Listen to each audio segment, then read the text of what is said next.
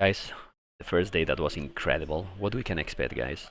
Now we have, well, some of the craziest games for this second day. We're going to see crazy series. So important because who is losing? What the tournament. Don't forget to thumb up and hopefully you enjoy. Give me your feedback. Stay tuned. Hello everyone, what a day we have in front of us, Nili. We were talking about all the games that happened yesterday, but today it's a very exciting but also very sad day for many people, because today every single game will have one player that is out of the tournament. 12 players left and 8 of them will go home basically. So lots of losses, and from now on I think we have in total 13 series, and basically in every single one of them over the next days and next weekend obviously, if you lose, you go home, you are out. So from now on, no more mistakes allowed. And now we have two players, ACCM and Daniel. ACCM, that is probably the favorite here. I think the draft it's about to happen. But after performance yesterday, we don't know what can happen anymore.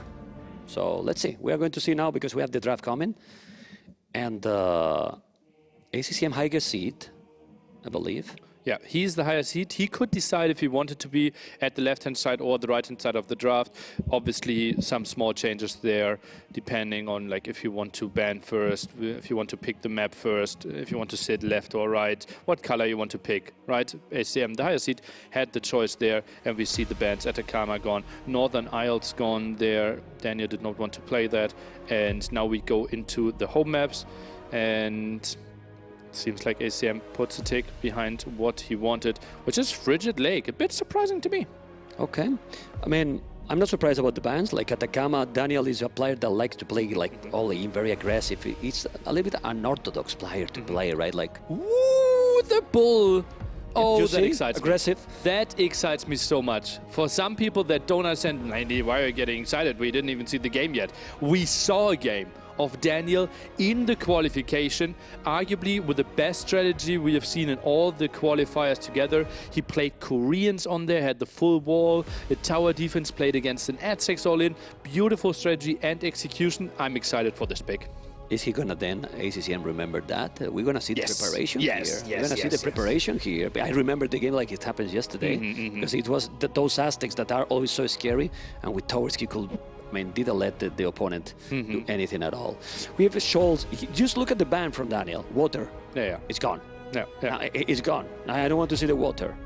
Then Arabia, Atacama, outcrop. Whoa. I'm kind of surprised about those. We're going a bit into the enclosed potential maps here that I could see. Okay, no, enclosed is going to be banned there. Haha, Kavasan still an option. We see Moras gone, enclosed gone here. Kawasan, I think we have not seen it. We have not seen Red Bull at yet, least right? in the main stream. We have not seen Kawasan at all, and now the two options. ACM can now choose what is our starter. He got two options from Daniel. Is Kawasan banned? I think the villager helps him out, and this seems to be a Clivity ban. It's a Clivity ban. Kawasan, our opener. We're gonna see now. We're gonna see the map. Interesting. I think it's a very nice map. I like it. It has a lot of possibilities. I mean, if it has some water, it's. I think it's more like, you know, extra economy that can boost yourself, but doesn't mean that if you don't have the water, you cannot win the game. I will consider that the middle probably is more important with the 5 relics there. Yeah, absolutely agree. Hill advantage, the extra berries, the 5 relics, but also water. You can have the better openings here, and now we're getting into 4 bans each, and well, let's see how the villagers are going to fit. How can you fit in 3 bans there? The villager, yeah, that's going to be tight for him there in the corner. Byzantines banned, Bulgarians as the opener, and ad6 banned, so not the biggest surprises here. Yeah, well, Bulgarians, well, for the bull, yeah, for the bull, Bulgarians, it can be very dangerous. Okay, I want to see Korean ban. Or he has a plan. I mean, it's not that I want to see it. It's only will tell us that ACCN remember those, like because Korea can be very dangerous. It's true that the players has played completely different. Since that one, we have not seen similar strategies anymore. Yeah. Basically, everyone is hiding strategies since the qualification stage is over. So the question will be like, what changed on the bull? Because lots of players said the meta shifted away there. We typically try to wall, but that changed. Lithuanians now in there, and now we need to squeeze a bit. Make Berbers space. in there as well. So Bulgarians, the first ban, followed by Lithuanians and Berbers. We're getting there, guys. We're getting there. Super, super exciting. Remember that the winner of this match is going to face a decent player, guys. Indeed, a decent player. Mr. Yo is waiting. Yeah, it's okay. It's okay, yeah. It's okay, it's okay. But nearly two of the current champions has, let's say, struggled yesterday, and they are now for the other part of the brackets because of that. Yeah, indeed. Well, we kind of knew that Yo, Leary or Hera, one of them had to go down and be not going through with a 2-0 score, and therefore could face someone like... And right now, for people that already want to get excited for tomorrow, a matchup like Viper versus Yo or Viper versus Leary is pretty likely. Can happen. Yeah. I mean, tomorrow, guys, one of the quarterfinals. If Leary and Mr. Yo advance. Yeah, because that's also a question mark that we're going to discover today. So tomorrow, the quarterfinals are going to be in another level. Yeah. I mean, Quarterfinals really. are going to be brutal. We're moving to best of fives then as well. Only one ban, so we might see some of those civilizations that are now typically banned, like Aztecs or Lithuanians, suddenly being squeezed in there again. So tomorrow is going to be a banger, but still lots of people fighting to get through there.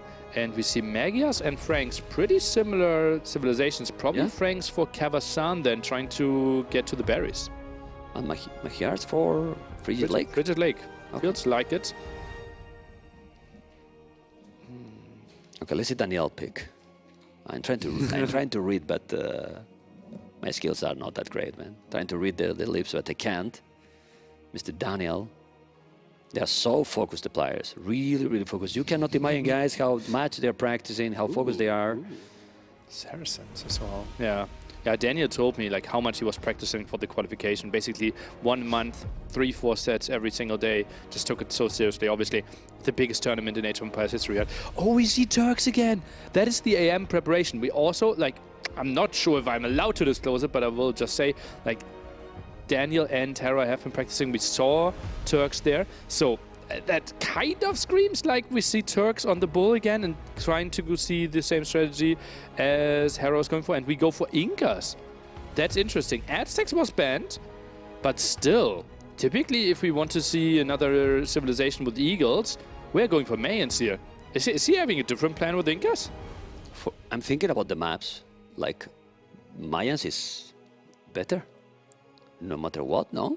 Well, Incas have some advantages, right? In the sense that you already start with some houses. So typically your population 28 out of 35. And this time you are 28 out of 65. So that delays your houses a bit more. You can tower rush a bit more if you want to go for bull, because that's a bit cheaper, can use the market a bit more. So there are some options. Well, for the bull, now that you're talking, yeah, you might be right. It's a good option. If we get to Castle Age, and then indeed, then it's eagle transition. So, yeah. Well, we will see. We will see what it's going to be, because we have that possibility. And what about Daniel on bull? I think it has to be Turks. I think it has to be Turks. It has to be the Hera strategy. Yeah, but Hera was telling yesterday, I picked Turks because it countered a lot of archer civilizations. Then when I saw Bulgarians, I remember in the strategy. But let's focus on this one. ACCM is looking and is thinking, it's going to be the last time, or I'm going to be there a few hours later. Did they just increase the epicness of the music? I think so. God, I'm getting goosebumps here. But then I want to ask you about that. It's going to be his last time. Holy moly, man. With that walk-in? For He seems ACCM? so confident. You think he's favorite, right? I think he might be the slight favorite. I'm really surprised how many people said ACCM is the favorite for them, because I felt Daniel, as we mentioned earlier, so close to beating Leary. And obviously crazy performance, probably the most dominant player in the qualification, right? The first one to go through 4-0 as well against someone else that then still went through. So crazy performance there out of Daniel. I was a bit surprised. Let's take a look how much confidence he is putting into the halls of Heidelberg. Daniel won 4-0 to one player that is here, I think. It was 4-0 to Ballas. Yeah. Right? Okay. Well, look at Daniel. The American player, guys. I still support him, you know why? Why? His name is same than mine. Daniel. It's the same. I'm Daniel too. Well, people think that it's man, but it's not. It's not, amigos. But you can see, he's looking tired now. When he opened the door, he's changed completely. And this but he's focused. Yeah, this is, I think, not medical. That's his right hand, by the way. I think it is a real, like, kind of winter glove. So it's not really to stabilize his wrist there. At least that's how I understood it, and that's what I thought when I looked over his shoulder. I actually looked up the matchups there between ACCM and Daniel, and surprisingly to me, 5-0 for ACCM. Wow.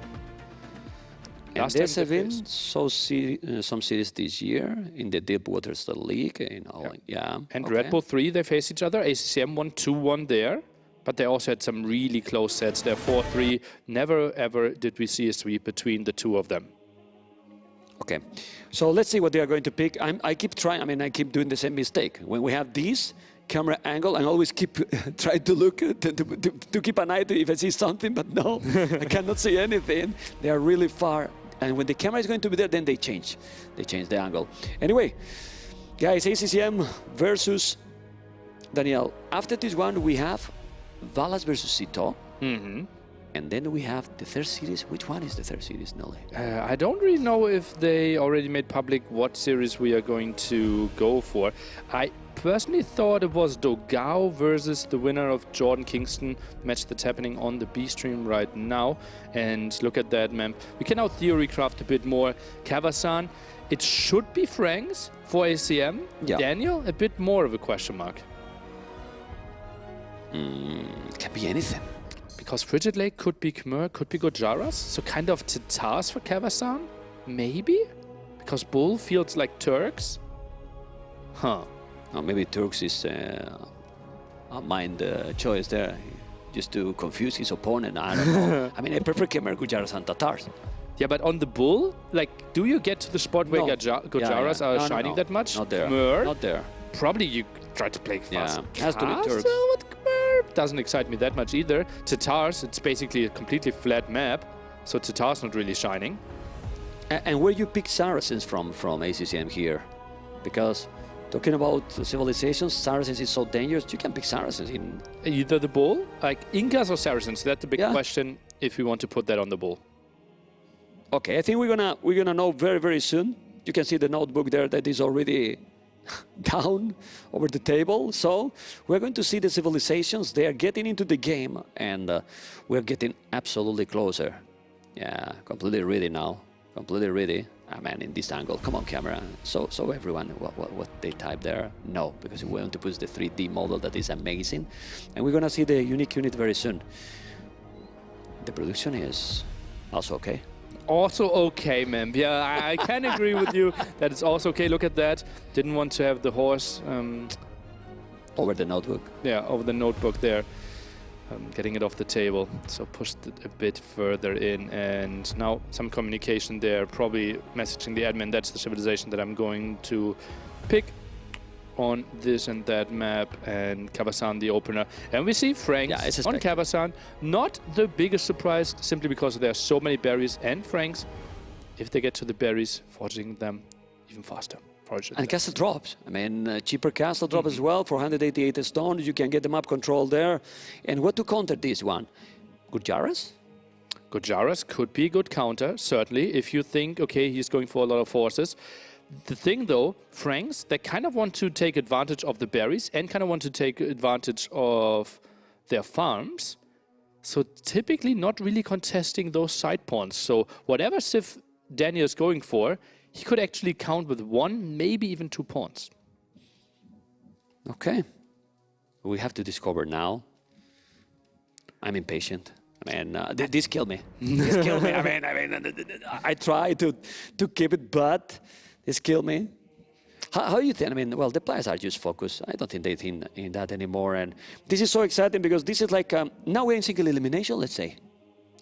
In some form. In some form, because every game.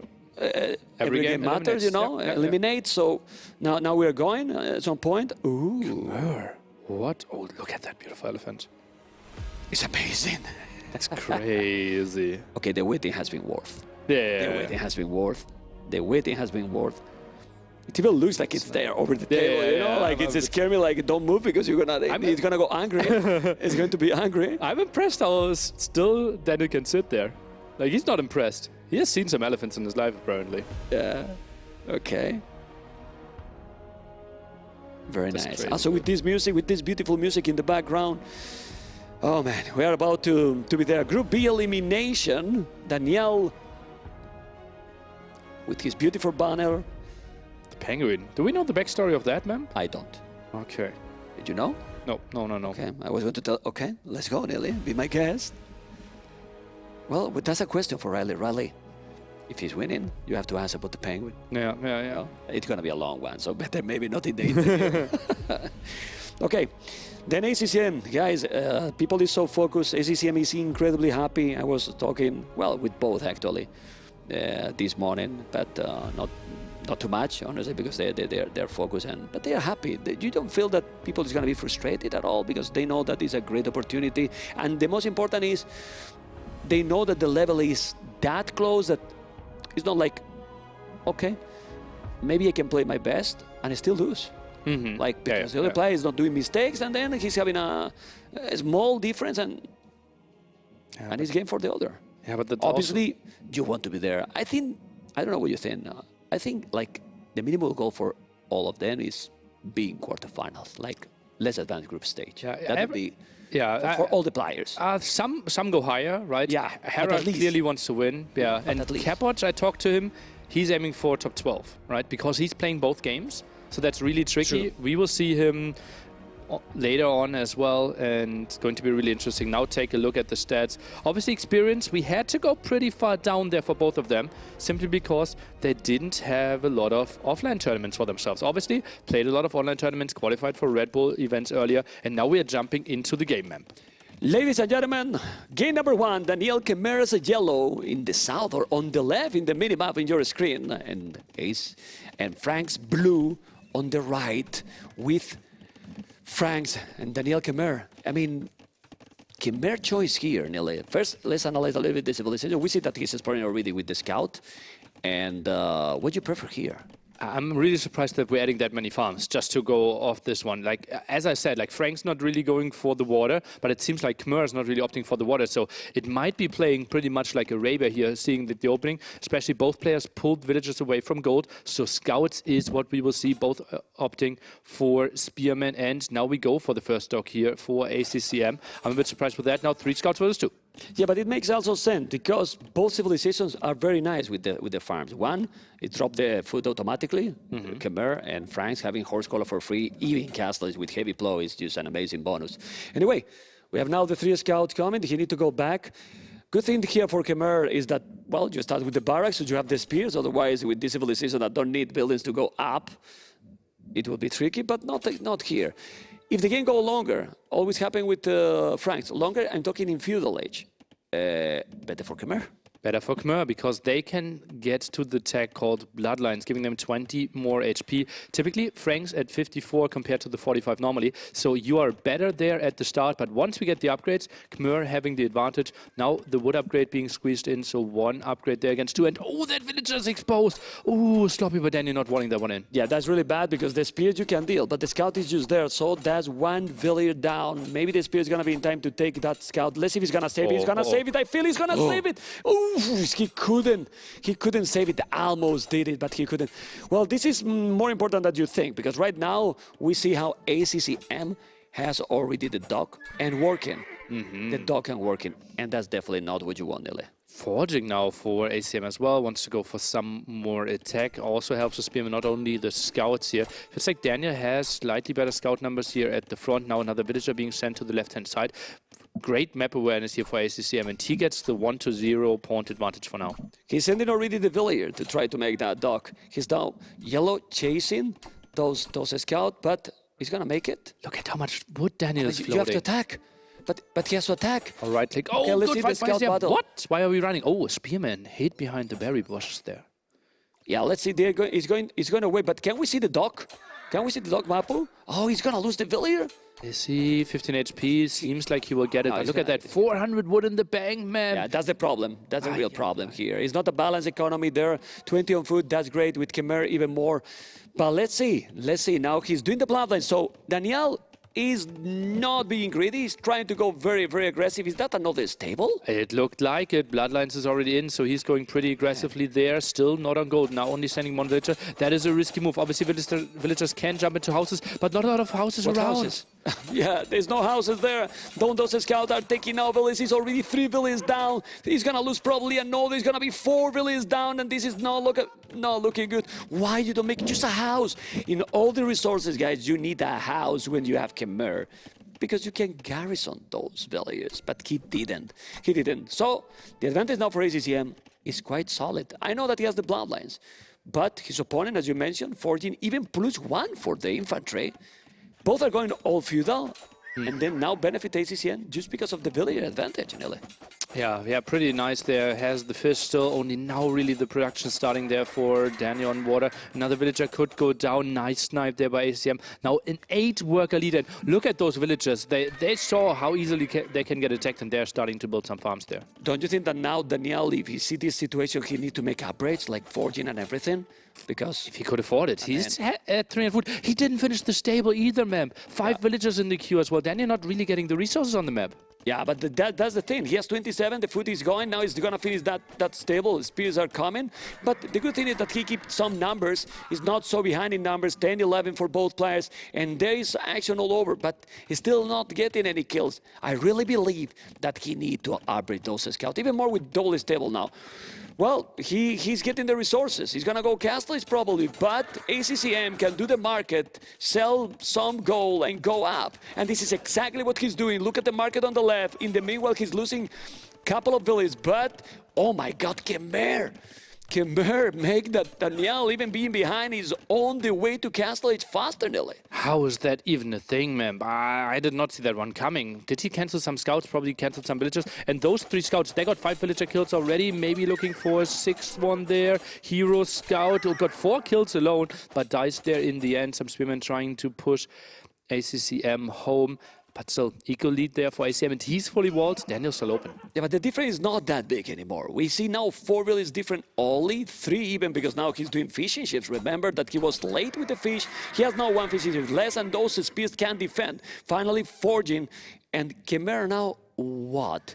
Do you think that he should go a little bit boomy approach, or since Khmer can snowball, double, triple stable and try to go all in? The thing is, the center is just so important on this map. So something like double stable and a monastery feels really likely here. Maybe squeeze in some spearmen. And we see Daniel even going for more scouts. So that's maybe the light calf to snipe the monks and goes for some more spearmen, maybe even pikemen to counter the knights. Questionable choice. Okay, we see also how this is triple stable for ACCM with an amazing economy right now, 500 food, 600 gold. He's doing a dog, Daniel. Can see ACCM that dog, Mr. Mapu?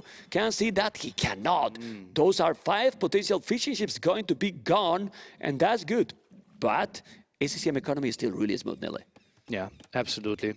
Military upgrades, by the way, 3 on the side for ACCM. Daniel only sitting at 1. So if we're fighting with even number, it would be looking better. Now the monastery there at the front. Really important that Daniel does not lose those scouts. Typically you think, okay, scouts, they're not achieving that much in Castle Age, right? Comparison to other units that are out the map, knights, spearmen. But those are mainly here to snipe those potential monks. And we see the monastery out of ACCM. Very nice. Very nice. Let's see if he's going to keep those scouts alive, as you mentioned. We see the pikeman upgrade for ACCM. I didn't see that coming because he got a triple stable. So, and then he's doing the pikeman upgrade. It's true that he has 0 knights yet. Now he has 3 on the field and War Galley upgrade. Villager. He really wanted. Oh, we're gonna take the monastery. I think this is important. This is really important. It's not gonna make it. It's not gonna make it. It's not gonna make it. He did it. He did it. It's really important, guys. More important than what you think, because those relics are there in top of that hill, and with that amount of army, few conversions can be crucial. Absolutely. And now the scouts are fighting off against the knight there. I don't think that ACCM will mind that one too much. And now we are sitting under the monastery. That will make it really tricky for Daniel to get out there, especially because he needs that palisade. So it's not like a monk could spawn and go for some conversions while being protected behind walls. There's no money stone any of the players. He's trying to make a TC. That's the foundation. But look at the scout. Look at the scout for ACCM. He's waiting in the monastery. Hey, don't put any monk outside. I'm here. And 15 army, 13. But that army is kind of tricky. Yes, because now he's not in the middle. ACCM has everything in the middle. I don't know where exactly the army from Daniel it is, because he also has some galleys. By the way, Daniel Eco KD 9-5. He took all the water. Check the population, Nelly, right now. It's pretty sweet. 5 workers ahead there. That's his major thing. But look at that. He lost all the scouts. He had 5 scouts arriving in Castle Age. Now even built a 6th one. And only 1 more left. So big losses there. Has to build a monastery further back. And controlling the area, as we mentioned earlier, so crucial on this map. 7 knights for Daniel, 11 for ACCM. Biggest problem here also is the monastery. He's gonna lose the monastery, so then he can even convert. Military numbers, amazing for ACCM. This is absolutely great. He's behind the village, yes, but has 3 town centers. Now he's raiding as well, and he got more army. ACCM is still looking really smooth, because this double monastery in the middle can give him the center. And that also means some relics. Jordan leading 1-0 there against Kingston. They're also fighting for elimination. Same stage there. And we see Raiders getting stopped. Daniel weathering the storm. But we need to see him contest the center, because if he's now just sitting back and accepts the 5 versus 0 relics plus the town center of Franks in the center, that's a guarantee for disaster. Yeah, well, also those knights. Those knights are not even with the +1 armor, so they are weaker. They are weaker than Frank's knights right now. He has the +1, even a lot of pikes. He's gonna take the monks. I don't know. The numbers are similar, but this looks a much better composition for ACCM. Nelly, the score is almost the same, but I'm not sure if he can come back from this. There's so many pikes, and the knights, you need some upgrade, but he has no resources to do it. This battle should be for, if it's happening, it should be for ACCM, really. I think so as well, especially with the monk there in the back. Could go for conversion. Pikemen, not the greatest engagement. I think this is the best fight Daniel could take, but still, numbers were better for ACCM. The numbers are better. Just look at the numbers, 58 villages, but now the military is starting to disappear. Where's the military? Nearly try to find the military now from Daniel. Daniel army is gone, and ACCM is taking the first game. GG call. ACCM with a very smooth gameplay. Oh yeah, the scouts were pretty active there. The fight for the water. He only took 1 point, let Daniel do all the work there, and it just felt they went into relatively even Castle Age timing, and then it was double stable against double stable and 1 barracks, and those pikemen just adding so much more damage there against the knights, and it was tricky to take proper fights for Daniel. Well, that's the thing. I mean, both sides was having knights. Knights for MCC, better upgrades, and also he had the pikes. Well, no pikes at all from Daniel. What else you can do?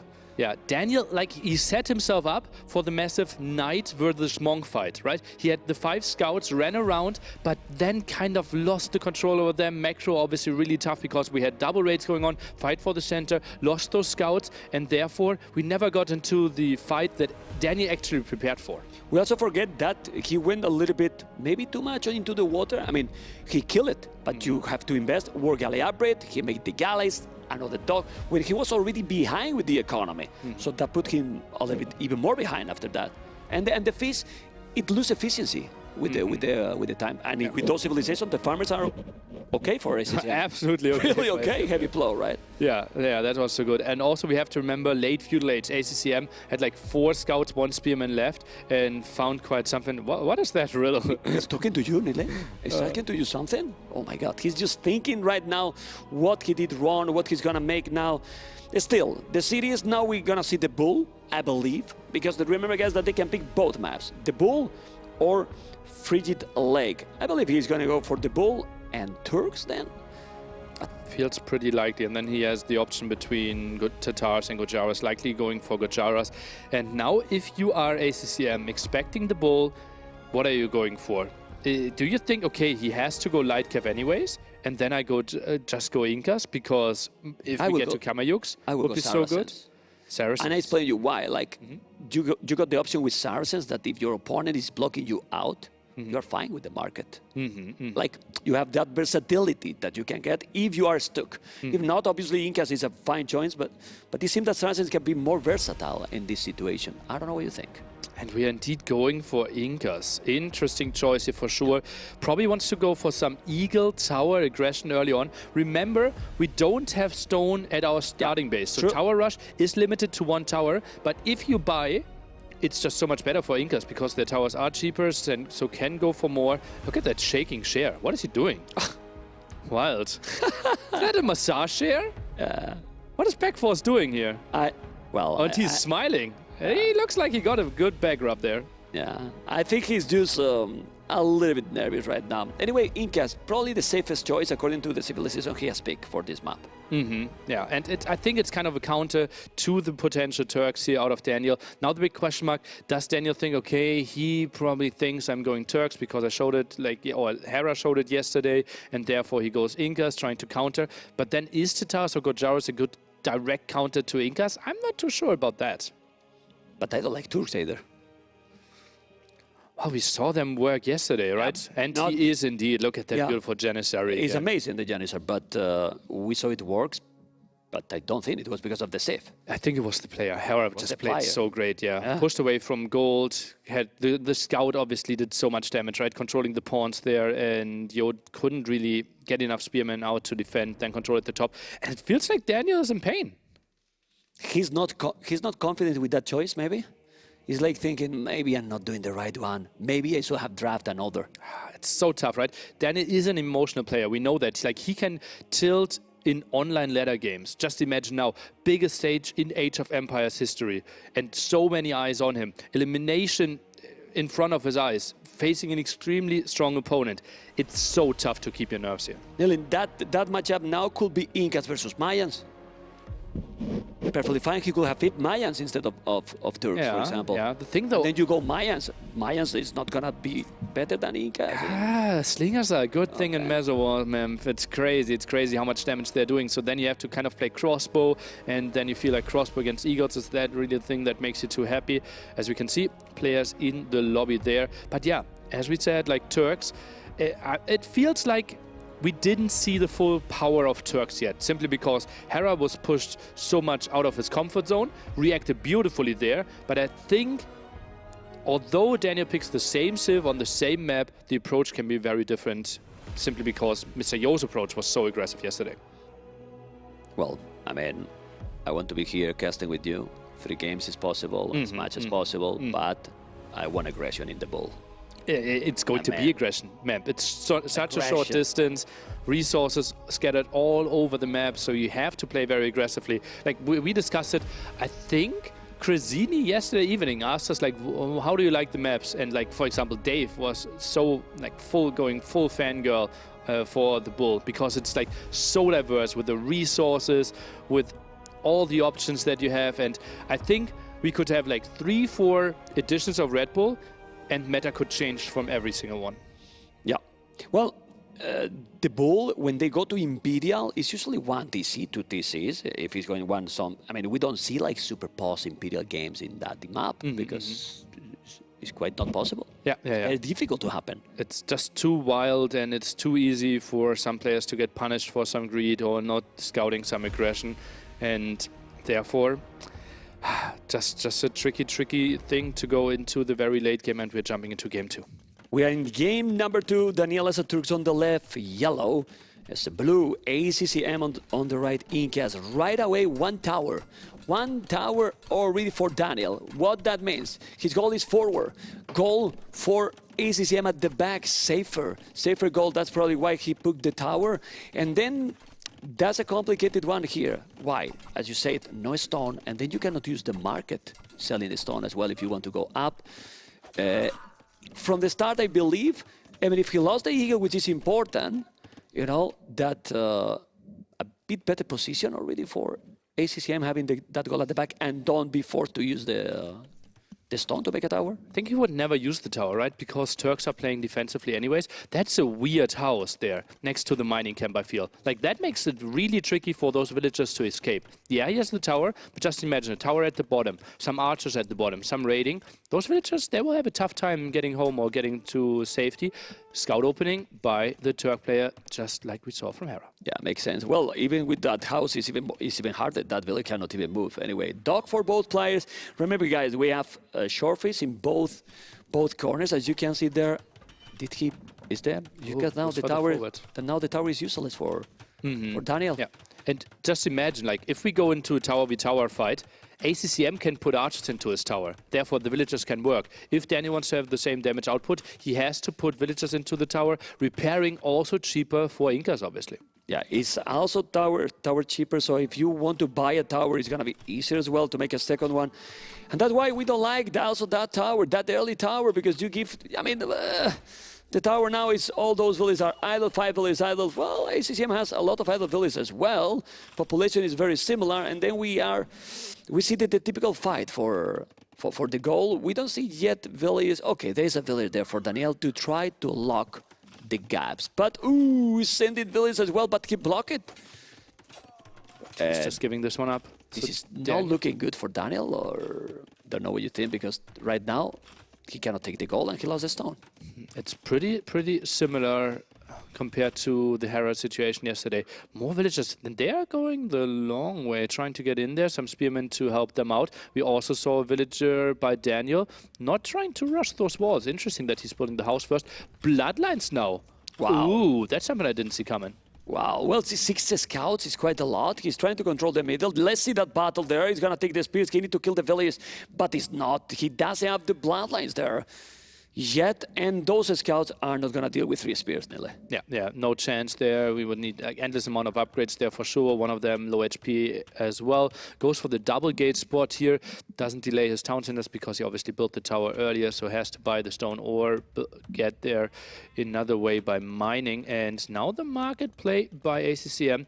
Jordan secures himself a spot in the top 12. Kingston, although he felt so promising, sadly not even a single map win. Yeah, well, we have to remind the viewers that victory to Jordan and the potential victory here for ACCM or Daniel is another, it's worth, these wins, $2,000 if I'm not wrong. $2,000 more for the player, which is, there's a lot on the line, you know, a lot on the line. He bought it, expected. I mean, the Inca's power here, you can see how dangerous it is, and you can see how dangerous was that he was already with the tower that early. But there's an archery range here, but he has no goal. He's gonna go. Now the 3 spearmen, I think that is good enough. Lots okay, of but he need scouts. to kill those villages, and no, he's walling. Oh. He's walling, quick walls, he's walling, and there's 1 spear alive, and now that spear is gonna take one of the scouts. No, but it's walling, quick walls. ACCM playing it smooth, Nile. Absolutely on point. But an archer here to punish this one. So Daniel still with all of the aggression. Those 2 villagers won't do much here.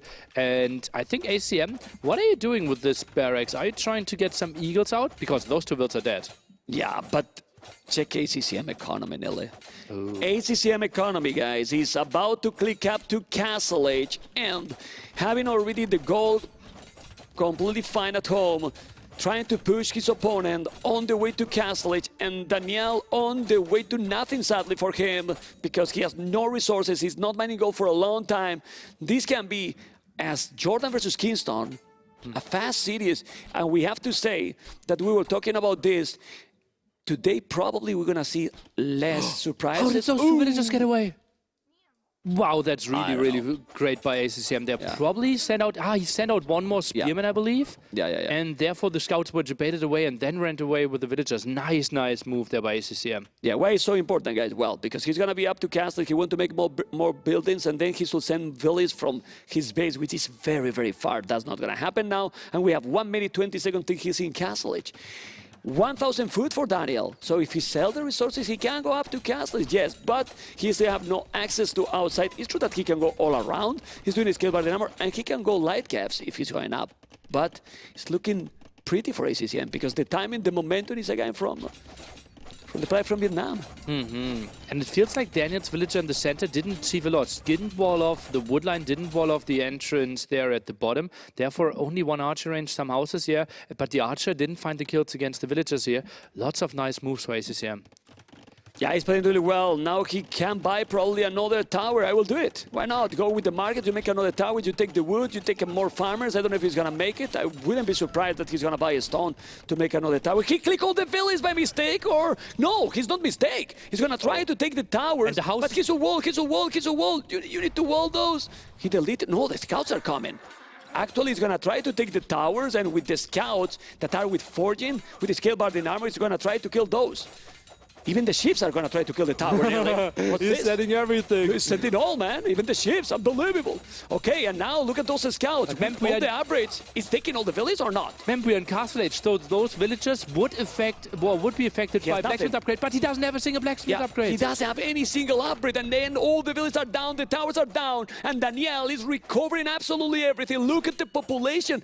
Daniel is back in the game. But now he's open. Eagles are 7 on the map. It's really tricky here. There might be raiding at the left-hand side, killing some there. Plus ACCM is getting the town center up at the top. So while Daniel freed himself quite a bit, ACCM said, okay, your attention is in the center. I will try to go for other directions to get my advantage there. But now he maybe need one TC. See, he recovered that, and he has very good food income. Look at the food income for Daniel.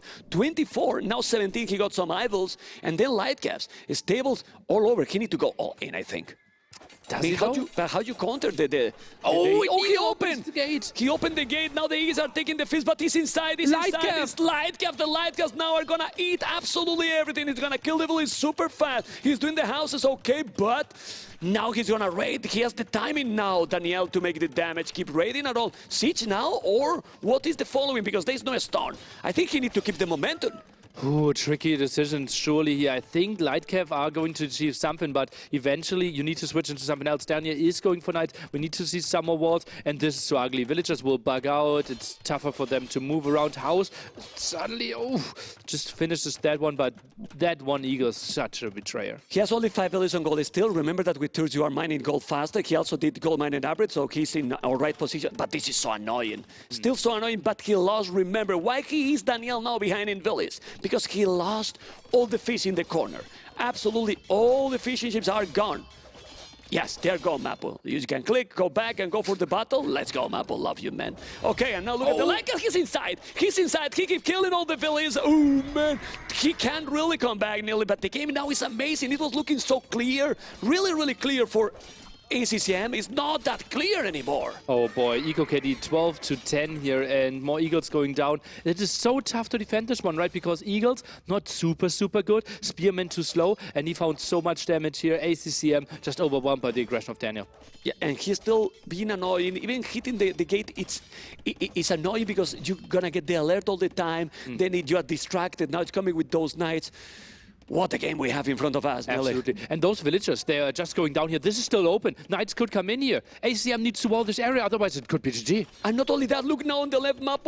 There's also 2 knights there going. I know that map is going crazy because the goal is getting attacked. I see in the mini-map. I see the Eagles. It's open. The village on goal. Everything is open. There's no knights. Where we're not going to look? Sorry, Mapo, but you're gonna be crazy after this game. 2 knights trying to defend this one. Okay, Getting he's close to fine. the 3rd knight coming over. Passing. Yeah, it seems like Daniel can defend nice. this one. Could have been a big raid at the goal indeed.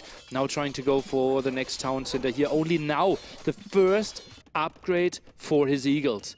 16 minutes into an Empire Wars game. Monk's very important, but he's coming. If he's not noticing it, no, he did right away. But now the light gas here will be great. He's gonna take 2 conversions. He took one. Did a micro both. He was both monks, I think, in the same night. Might have been it. I think so. He's now going back. He's doing now the 2nd town center. We don't see a 2nd TC here. At this point, if he's mining a lot of stone, then the tours can be also very dangerous. If we make a castle now, some Janissa light caps, the combination can be very, very tricky, Nelly. Yeah, Incas don't really have a good answer to Janissaries technically, and even something like Arbalest are an option, but that's something like, obviously that would take so long. So if we get to Janissaries, that's crazy good for Daniel, but for now 3 on stone, couldn't really build a town center next to it, still plays 1 TC. I think it's more likely that he's trying to make something happen with like Knights and maybe some CA. And Janissaries is more of a long-term option. Oh man, I just noticed double B tax now, but no horse collar for ACCM. Also true that most of the food is in shorefish in the north and fishy ships on the right. There's 2 archers, not gonna do so much damage because there's a fiery galley. The game kinda stop a little bit, and look at ACCM, keep with the booming.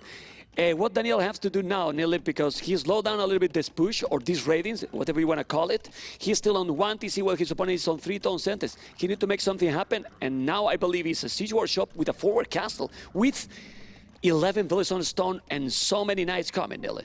This is going to be so clutch. Honestly, like Monk defense, Pike, Eagle here, this is not going to be an easy fight for either player.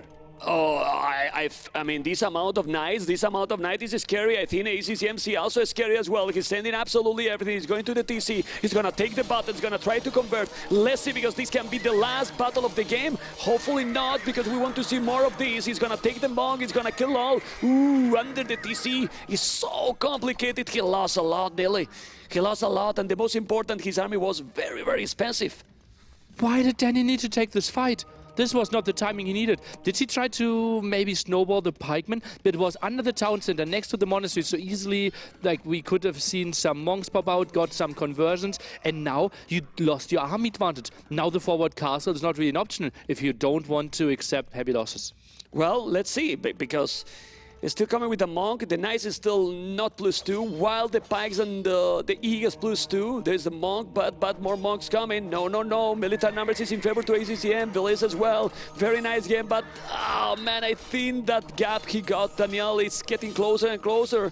He's getting closer and closer. It's not a gap, it's not even a window, it's nothing anymore, Nille. And now we have all the stone in the world, but where are we building our castle? Like, super defensively, 3 town centers against 1. This would take so long to get to Janissaries and push on the other side. Now, what a wild castle is this, man? I was about to sing, but I remember that we're in Red Bull, you know what I mean? Because, man, this was going to be a castle, and no, man, GG, well played. Daniel couldn't do it. I think he got the opportunity, but he kinda... I don't like to say this, but not a throw, because he wasn't never in advance, but that battle wasn't needed, as you mentioned. He needed 1 minute patience there. Well, the thing is, I can see how Daniel might have felt pressured there. ACCM with the great performance. He set himself up to defend against a big knight push, maybe deny the castle. And Daniel felt, okay, I needed to get some more time. That's why I was so surprised that he heavily went onto stone, right? Because it felt like, wow, your army isn't scaling well against Incas. Maybe he also felt, okay, Incas, look at that. With their massive lands there, just reigning supreme. If we would have gotten to Kamayuks, something on a horse is not a great option anymore. So he needed to go for Janissaries, wanted to have that castle very aggressively, and took a major risk.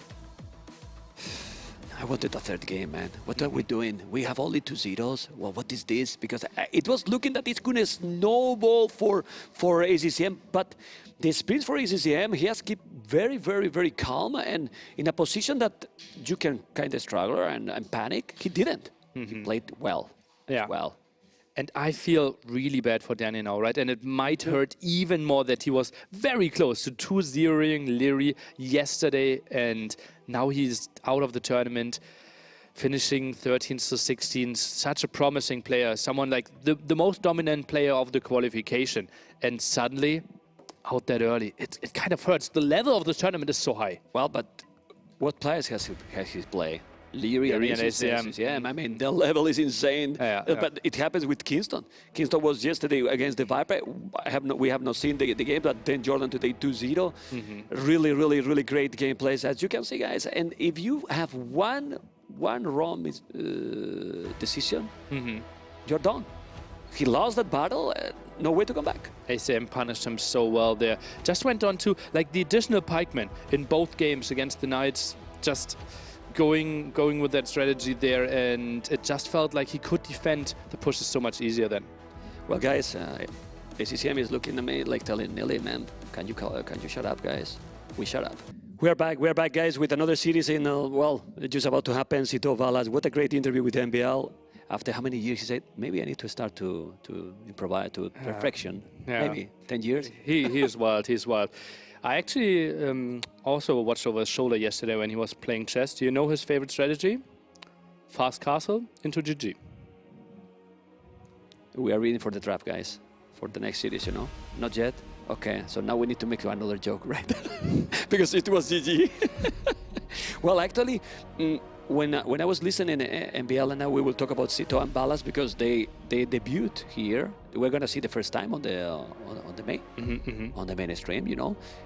And for one of them can be the last one. That's true. It's very sad, but it's what it is. I mean, about MBL that he was doing the interview, I really, do you think he's a meta player? No. Like when he said that, I'm like, felt so wrong. And if you are not checking recorded games, how can you be a meta player? Well, if you are as smart as the combined group, like all sharing their information, then you can get to meta, but like that's not how I would think it would work. And like everyone is saying he's the player furthest away from meta. No one understands it, and he says he's a meta player. He couldn't define his style, so Yeah. that is playing a lot. Guys, the draft is absolutely ready, and we're going to see Sito, Valas, civilizations, maps, and absolutely everything that they're going to pick. Sito, higher seat, Mr. Nulile. Yeah, he can choose there as A, and Sito did choose to go for A, therefore starts ban first, starts to go for what looks like to be Outcrop as the first ban. Then Valas has a ban, then we go for one Civ choice each. That looks like Atacama to me as the ban. I couldn't see it, but I'm not sure, to be honest. Good eyes, good eyes. And the pick looks like Acclivity. Okay. Well, we have the overlay there, so we want to see now, absolutely. Yeah, it's the Wasata Kama. Good eyes, man. Mm-hmm.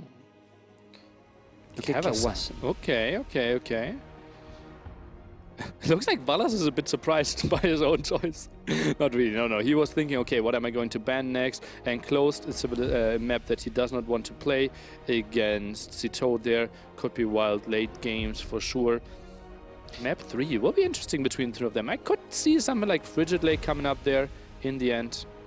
People might be asking a lot, like, people is not picking Isles. Arabia as a home map. Do you think that people is not picking Arabia because it seems to stand that there's nothing to discover? We had Arabia multiple times yesterday, actually. I think it's a weird home map. It kind of tells the opponent, I think I'm the better player than you. Accept Arabia and we will measure our pure skills, not like drafting skills, not really the skills when it comes to preparing wild strategies. And Arabia banned here. Now 2 choices for Sito. I think it is between Frigid Lake and the Bull. The Bull is gone, so we're gonna. Wow, now I feel Frigid smart. Lake. How did I? Oh God! Sometimes I surprise myself. I really like all these 3 maps.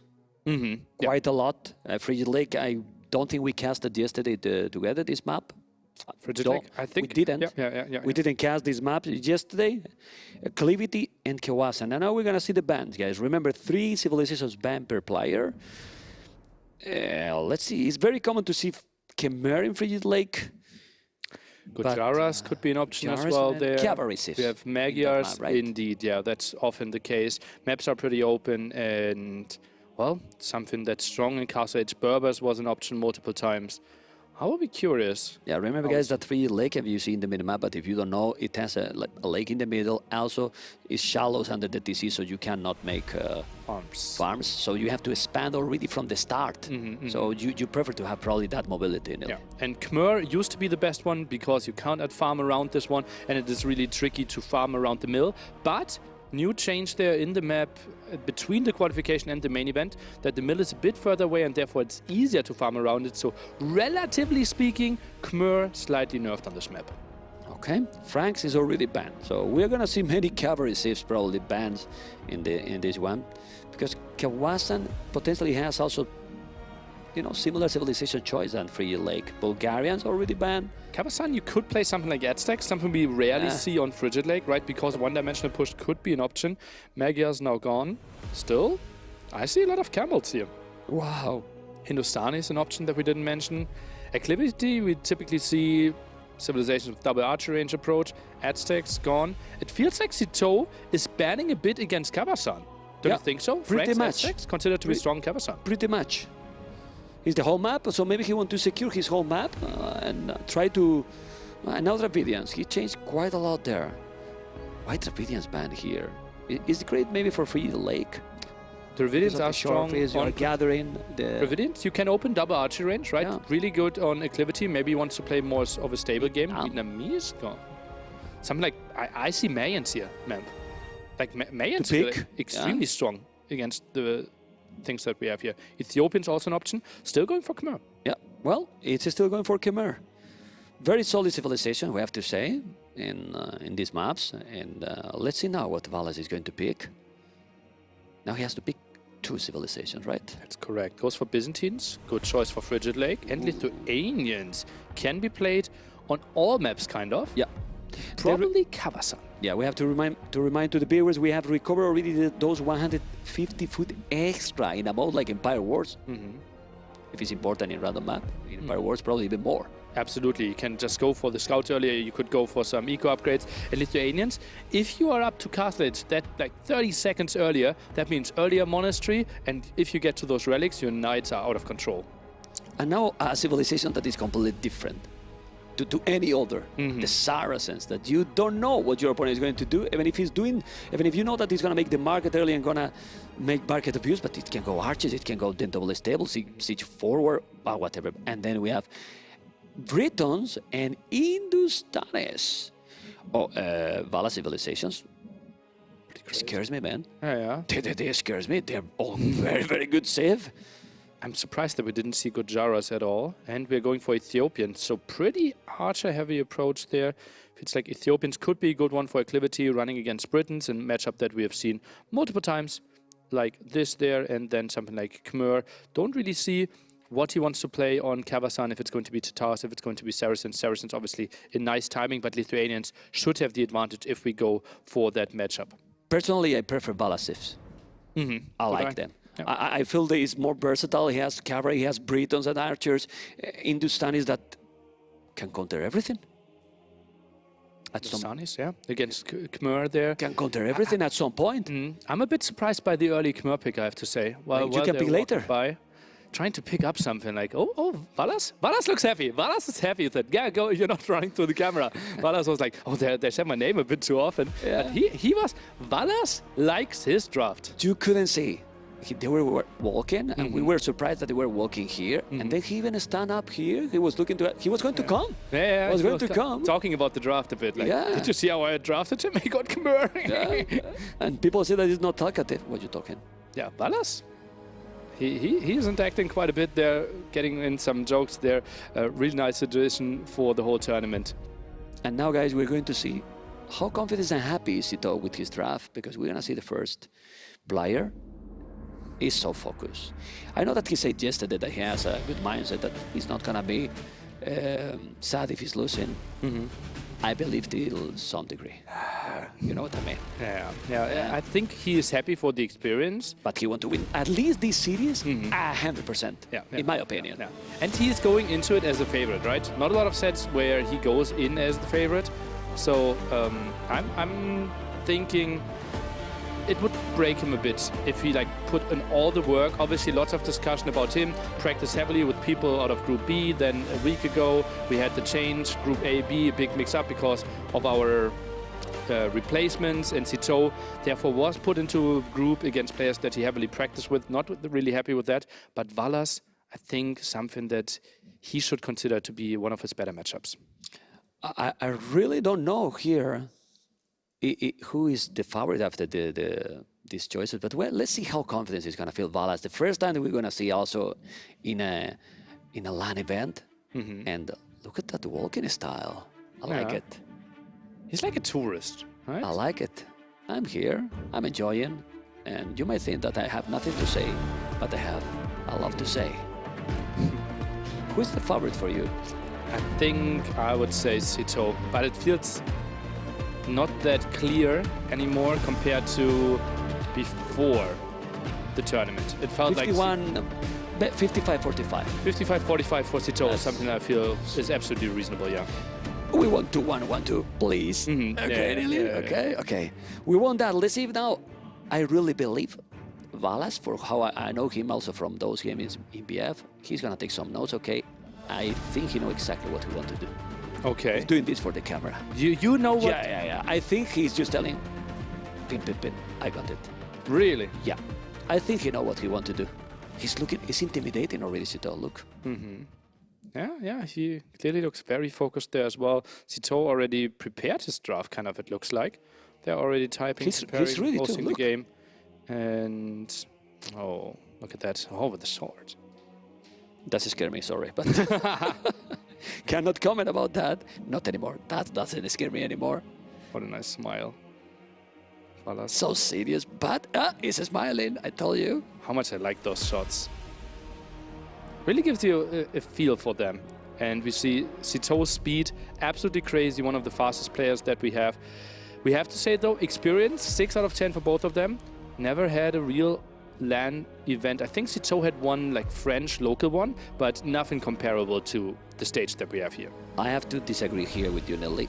In Vala's macro, he has a very, very, very good macro. Okay. A very, very good macro. Let's see. Now, probably it's not going to make it, no. But look at the head-to-head. 16 games in 2022. Wow. We said 55-45, but now maybe that makes you change a little bit what you think. 50%. This is what we want. Close series. It's an elimination, but we could call it a decider because for them, it's a decided match. Absolutely. The loser goes home. Yeah. It is that simple, and we can say that for all the next 12 series that we are going to see in this event, because we are day 2 out of this 4-day event, obviously quarterfinals tomorrow. And it's important to remind, I don't know if we have said already, that after this series that is happening right now, all the series remaining from the tournament, we're going to see now in the Red Bull main channel. We're going to see all the games. So the winner of this series will face later today, here live on Red Bull channel, Leary. That's going to be a colossal task as well. Leary. That after being that, Leary didn't want to be in this position because probably he's going to feel favorite. Probably he's going to feel favorite against any of these players, probably, and might be the favorite. But his brackets are not as easy, in quotes, as it could be before. And I feel like Sito and Daniel, obviously both in the same team, or like both not in the same team, but like practicing so much together and preparing. And I think actually they're playing in the same team. I was just surprised because he wasn't wearing his My Insanity shirt. But they are same team as well. So and they're preparing together. And you saw how much Leary struggled against Daniel there. So I think a wild one could be upon us if it becomes Sito versus Leary. And Sito feel good with the Arches approach. Leary has been always loved with the Arches. Sito too. We have seen the civilizations. If we can put the draft there again, it would be great. So we can analyze what is going to be probably the first game. Well, we have first the Khmer. No surprise. Frigid Lake. On Frigid Lake. His first pick there on the neutral map. It feels to me like, yeah, it is a really strong Civ and probably one of the best that you can pick, arguably top 5 pick, but it is not that much better than the other picks on this map. That's why I'm really surprised that he focused on it so much. I believe he's going to go aggression in feudal age, because if you go castles and you want to go also arches, Khmer don't have Thumbrin, so not a great one in this one. And what we're going to see then for Valas in this one? You think it's going to be... Hindustanis is probably what we kind of expected, right? What about Lithuanians here? You see that in the north. Kavasan is where I see Lithuanians, right? Very good going opening. And for the relics. For the relics in the middle as well. You take the relics and then how you stop those knights. +5, +6 even in yeah, and Hindustan is indeed what we are seeing. Plus Lithuanians good if we think like Saracens could be an option on Kavasan as well, because you go for those faster skirmishes to counter the crossbow lens. So could be another good option there. I think Lithuanians, it's strong choice on Kavasan. That's why we see. But honestly, Sito here has to kill early. I mean, you don't want to go late game against Lithuanians with Khmer. Absolutely. I mean, tell me a counter. Even mid game. I think this is going to be a pretty wild one, and I wouldn't be surprised if Sito is trying to play a feudal in here. Like double stable, double archer range, just really put on the pressure on Valas, because Hindustanis, like, yeah, they have a slight advantage with cheaper villagers, but in the grand scheme of all options that they have in feudal age, it's not that big. So I think Sito, if he plays this hyper-aggressively and shows how good his micro is, Valas needs to be on his tippy toes. And my question is, are you ready for that crazy aggression, Ele? I'm ready. I'm ready. Is the chat ready for that crazy aggression? I hope so. We want to see aggression. I mean, I don't know, because he doesn't express too much. So are they in the game? I mean, I think they are in the game, and we're going to be in the game very, very soon. Almost in the game. Thank you. Freezy. Guys, I said yesterday, Patrick, the production, sorry, it was Freezy. He was then all the night, man, why you call me Patrick? It was Freezy. But ladies and gentlemen, we are in game number 1. Sito, Khmer as a blue on the left, Valas on the right, yellow, Hindustanis. And let's see the opening. Is stable already for Valas? Stable for Sito. kind of expected, Nelly. But also we can see 3 villagers kept on gold. They're one building the house next to it, meaning an archer range is going to follow up here pretty damn soon. So it is the aggression from Sito archer range coming in right here, right now. Is already doing the archer range with no village on gold for Valas. But this is great, not only because he's denying, he's not anymore because he sees the village on gold, but he knows what is coming, which is very, very important to explore. We see many times how the players are sending the scout very early. Obviously, if they can pick a village, it's great, but you have the loom already. It's not easy to pick, but you want to gather information. Right now, there's 2 villages, but there's 2 scouts as well. It's annoying, but he still both are attacking. Mabu is gonna have a really sick game here. Oh my God, 1 villager down, and the archer range is still not up, but he's another villager down. Both already doing the damage, Nelly. Oh, and getting some more damage on the scout. They're pretty sweet as well. And, you know, Stan is one of the favorite civs apparently here for Valas. Pretty strong performance. And we see another villager being attacked. Shouldn't really find the kill, but Sito finds quite some damage. That's the statistics is really, really nice to be there, because we can also feel how the players just feel confident for whatever reason with some civilizations. And that's another villager he's gonna lose. He might lose another villager. Very active, both players. He take another village, 2 villages down.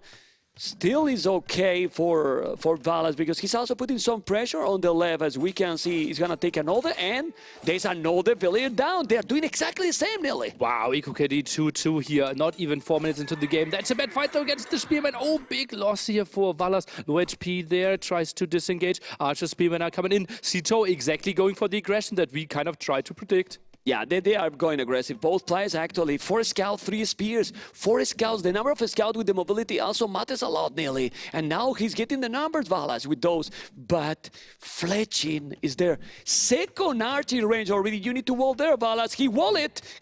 He's on point. He's now going to try to put the village back. No, but he's ready. He's ready to rumble. There's 2 villages.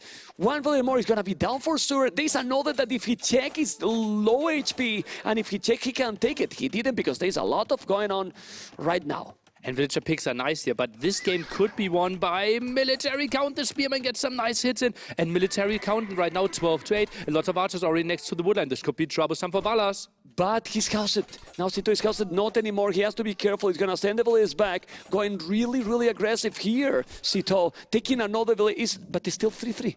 And remember, you can be closer to town centers on this map simply because there are fewer villagers around this area, and therefore the damage output is not there. But military-wise, that's the big problem. Valas late with the second archery range. First archery range behind there as well, pulled the villagers away from gold. And KD in 9-6, so killed 3 more military. Yeah, he has the archers there, but I really believe that here, in that spot where there's not a mill, what perfect tower. A tower there to cover all that area will be good. I really think that Sito did already, I see 75 stone only for Sito, so he made the tower at home, but he keep coming, he keep attacking, and as you mentioned, those resources are far from the town center. Still, he's paying attention. The multitasking is really on point, and after all these, look at the efficiency at the bottom right corner. Pretty much the same, Nelly. Pretty much the same. Villagers back to work here. Farmers pretty exposed in the back. So much aggression that neither player really feels like they have enough time to go and wall up the map. Tower here in the woodline, as you mentioned, next to the farms as well. Vala's now trying to wall the top, but there's still so much army. I don't think this should work. Well, let's see. If he's sending 2 villages, if he wall, he's going to be very, very, very good for his next 2 minutes, because the amount of farming from Sito is pretty much double. It's pretty much double. He's coming, those are so many scouts that he has Bloodless or any upgrade. No, there's only Fletching. Only Fletching. He need to go back. Those archers is so important to do build, but it's a lot of farming, really. And look at what Valas is doing. He's ignoring the scout, trying to pick as much as archers as possible. But all the aggression, I think this is tricky. Look at the military count, 18-5 now. Bloodlines coming in as well. Valas needs to wall the whole map. We need another tower. House trying to buy himself some more time, but that house is low HP. Oh, that house is down. He's going inside. It's true that those villages are gonna be safe, yes, but the problem is no, those villages is all the farmers. Where's the tower happening? I don't see any tower. He's gonna try, he's rushing the tower. He need that tower. He's gonna mine a stone because he see how Sito is going all in. Population 61.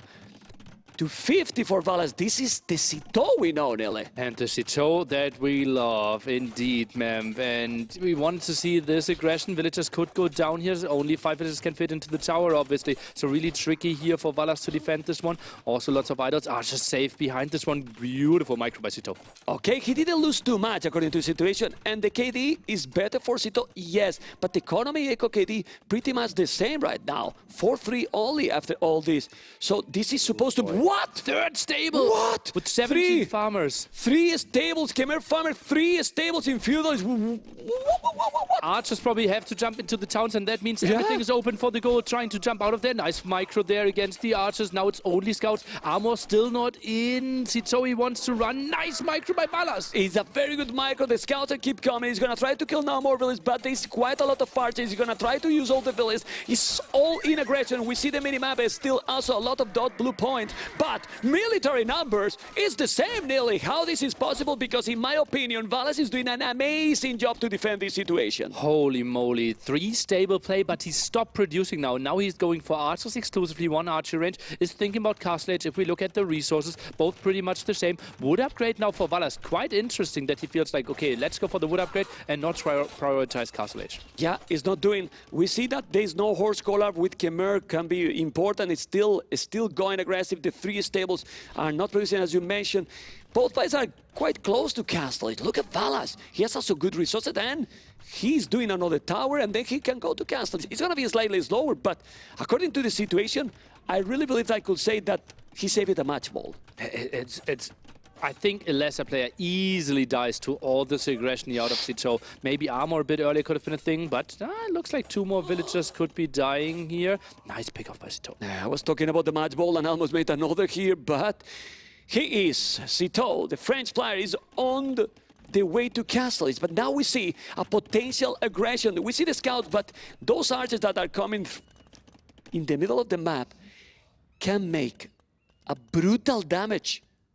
And right now. That's why we're going for some skirmishers here for Citeaux. He knows, right? Okay, wow, I did lots of damage. I have the map control. The only way I can get behind in this game is you make a massive counterattack happen. That's why we see outposts here. That's why we see the army go back, some skirmishers being added. Citeaux, all the right steps to prevent the damage. But honestly, it's a good time to go Castle Valas. After all this aggression, Nelly, he lost 5 villages more, 8-3 economy. That's why he's 3 villages behind. I see some more idle time from Citeaux. That's why he's not 5 villages ahead.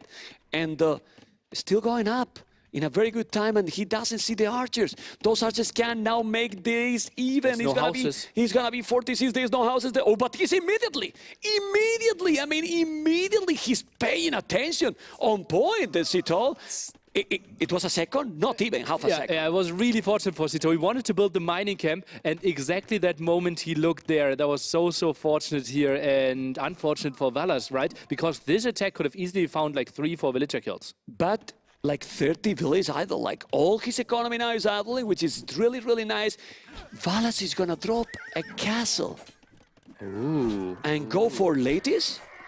Oh, I mean, Hindustanis, so probably something like Gulam could be a good option, and that's pretty tricky then. Oh. And yeah, we kind of have to go mass knights against that. Is that really the late game army that Khmer wants to go for, though? Because, well, then camels become an option for Hindustanis again. I was thinking in Lithuanians, nearly. I don't know why. Next game, man. Next game, man. Next game. Okay, let's focus. We see now the second stable. That makes even more sense, because if you make that army, it's what we were talking. He has a lot of farming, but those Gulans will take everything. I mean, it looks like he's ahead Citeaux with those 75 population, but all those archers, skirmishes can just die immediately.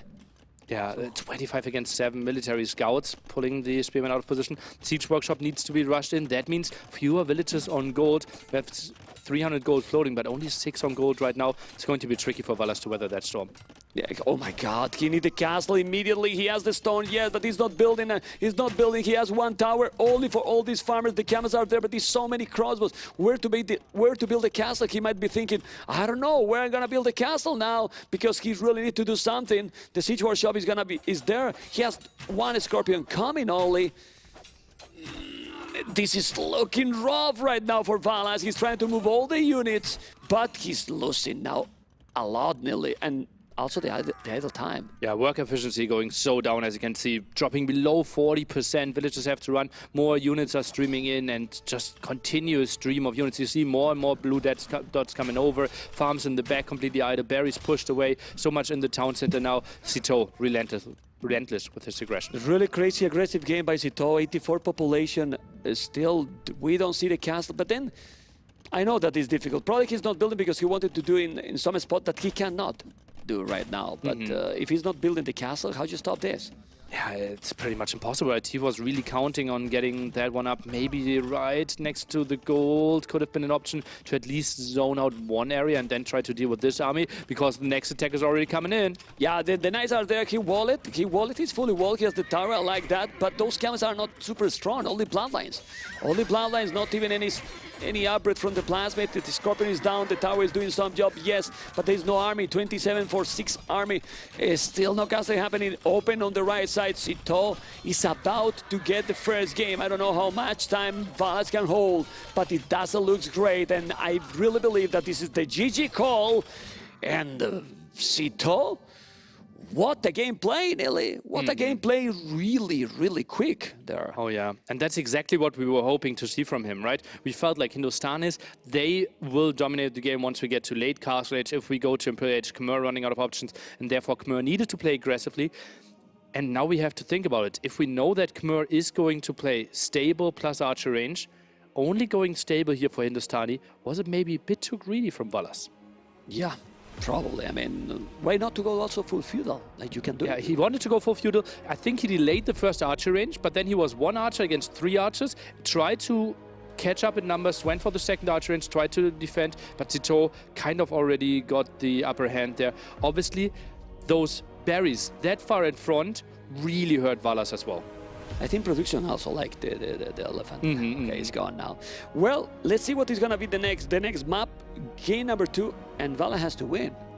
Yeah. It has to win, otherwise it's over. Citeaux, by the way, even if it can be predictable what you are gonna do with Khmer, very good execution. Yeah, absolutely. And that's where they shine, right? It just feels like, okay, you don't need to wall, you just need the houses at home.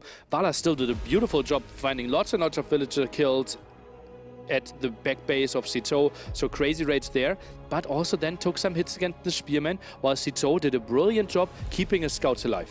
Okay, supposed to, we're going to have Kawasan there, and now it has to be Lithuanians. I was thinking of Lithuanians in the previous game. It has to be Lithuanians versus what? I think Saracens. Saracens or Ethiopians, one of those. Tatars, we believe it's going to be acclivity, just in case if it's needed that game. I think Tatars or Ethiopians are an option there on acclivity. It just feels like you can sometimes wall on Kawasan and then play some wild timings. And with those timings, you can get control over the center in Castle Age, get the relics, and from there on move on the game with nice positioning, with better economy than you normally have with Saracens. And that's why you pick them. Lithuanians, obviously, really good at denying this because they have the super strong opening. It's not only that they want to keep in the tournament. Let's just go step by step. As we mentioned, but there's many people coming into the stream every time. This game for Citeaux, if he's winning, it's worth $2,000 more. $2,000, and the opportunity to face Leary, the player that got 2 titles, Red Bull, another 2 finals, and that now he's in the decider. It's the first time for Leary as well in that situation. I think he went through it smoothly in most of the tournaments. Yeah, last time he was the only one undefeated in the group stage, right? He went 4-0 there, beating the Viper in, I think, day 3 or something. And that was already an absolute banger there. 2-1, epic one, and this time really facing elimination that early. Very atypical for Leary. Just imagine Citeaux and Leary on a map like Frigid Lake, that would be crazy.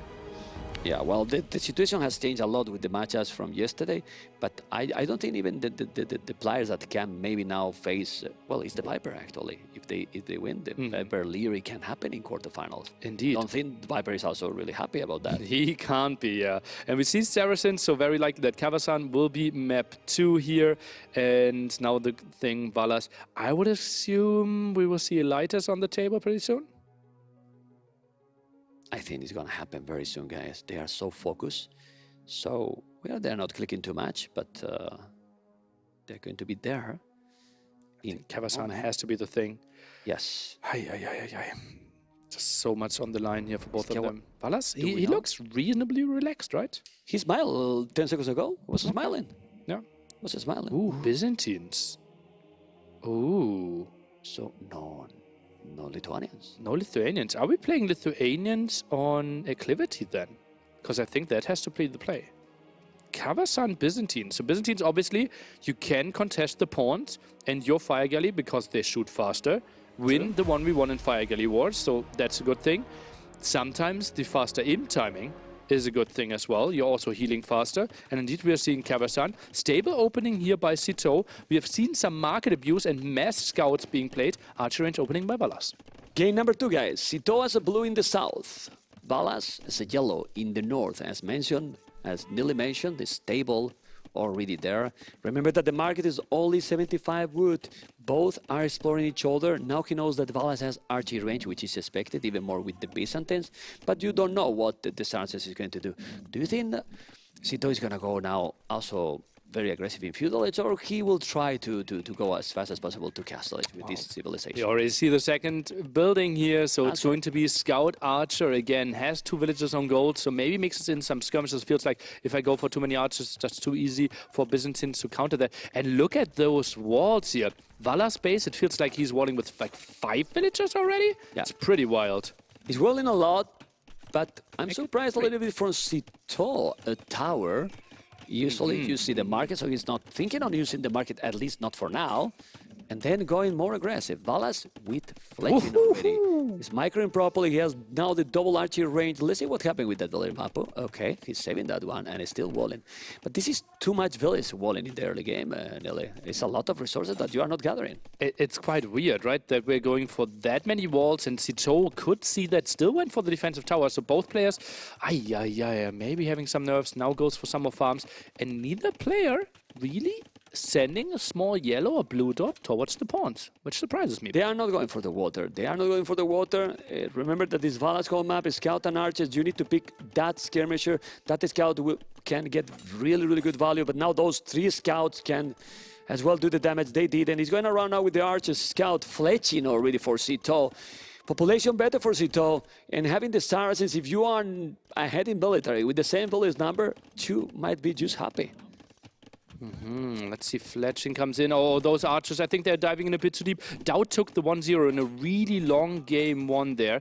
And now looking to find a spot into the games later. And those archers, they want to have a great day. Now, those archers are going to be gone. That scout is going to be gone as well. He's trying to make damage to the scout. Not really. He's going to lose them. And population is still going ahead for Sito here. 38 villages for both players. Double the army for Sito. Double the army market, and now finally going for the water. But this double the army, your Saracens, remember that the archers got bonus against those buildings. He's starting to use the market. Sito is looking smooth. One more time, Stanley. Yeah, looks like lots of map control there. Castle Age will be slightly faster for him, most likely using the market. And Skirm Scout will give him that advantage. And look at how close he already is next to the center, right? He basically already has the first foot on that plateau. Yeah, he's as close to the center to going to go up to Castle Age because his resources are used amazing. And also with more army. How is this even possible? Well, we can ask to Sito if he's still playing like this. He's on the way to Castle Age, minute 6, with more army, with the same village number. Wow. We see Valas also using the market as well. It's not going to be too far, but still, he's behind LA. Byzantines, cheaper skirmishes, spears, but he's not doing the archers, definitely not cheaper. This is looking a little bit tricky now for Valas, who is going up, but his opponent is up 40 seconds faster, and he's trying to get inside. He's going to wall. Oh, man.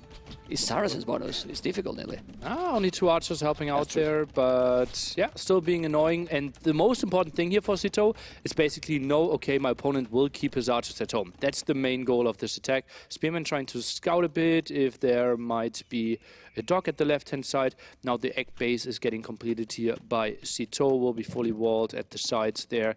And a bit surprised that Sito didn't go for the pawn at all. Now archery range 2. Not really producing either archer or skirm right now. A bit surprising to me.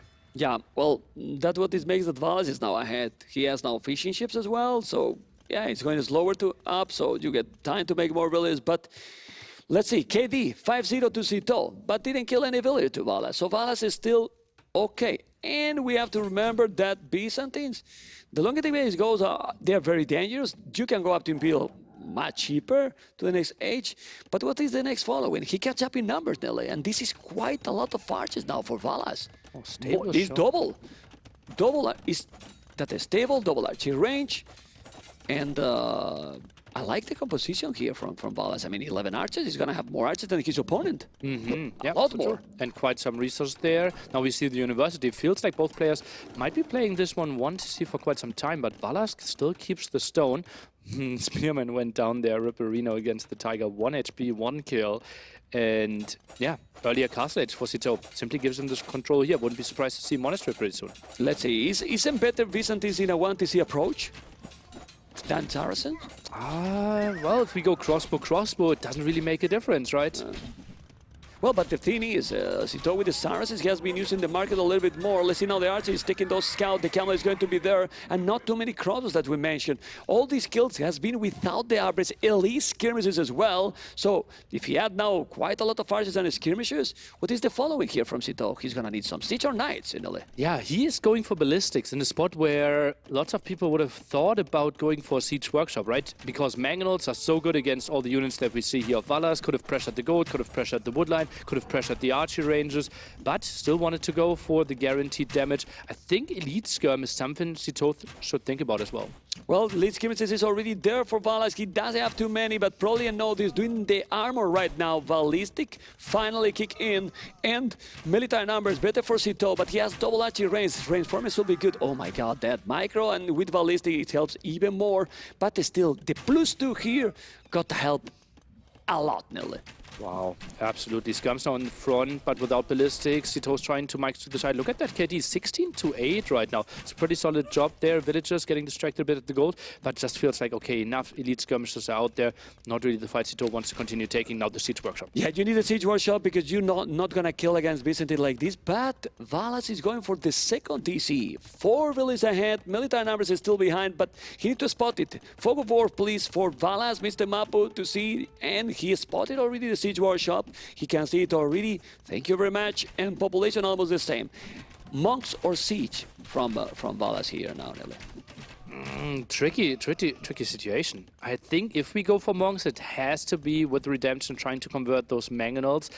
If you want to go for mangonels yourself, trying to reclaim that hill, would mean you have to fight uphill quite a bit, and that means your mangonel dies 1v1 and his lives. Yeah, he take that scout, he wanted to explore. There's also cavalry.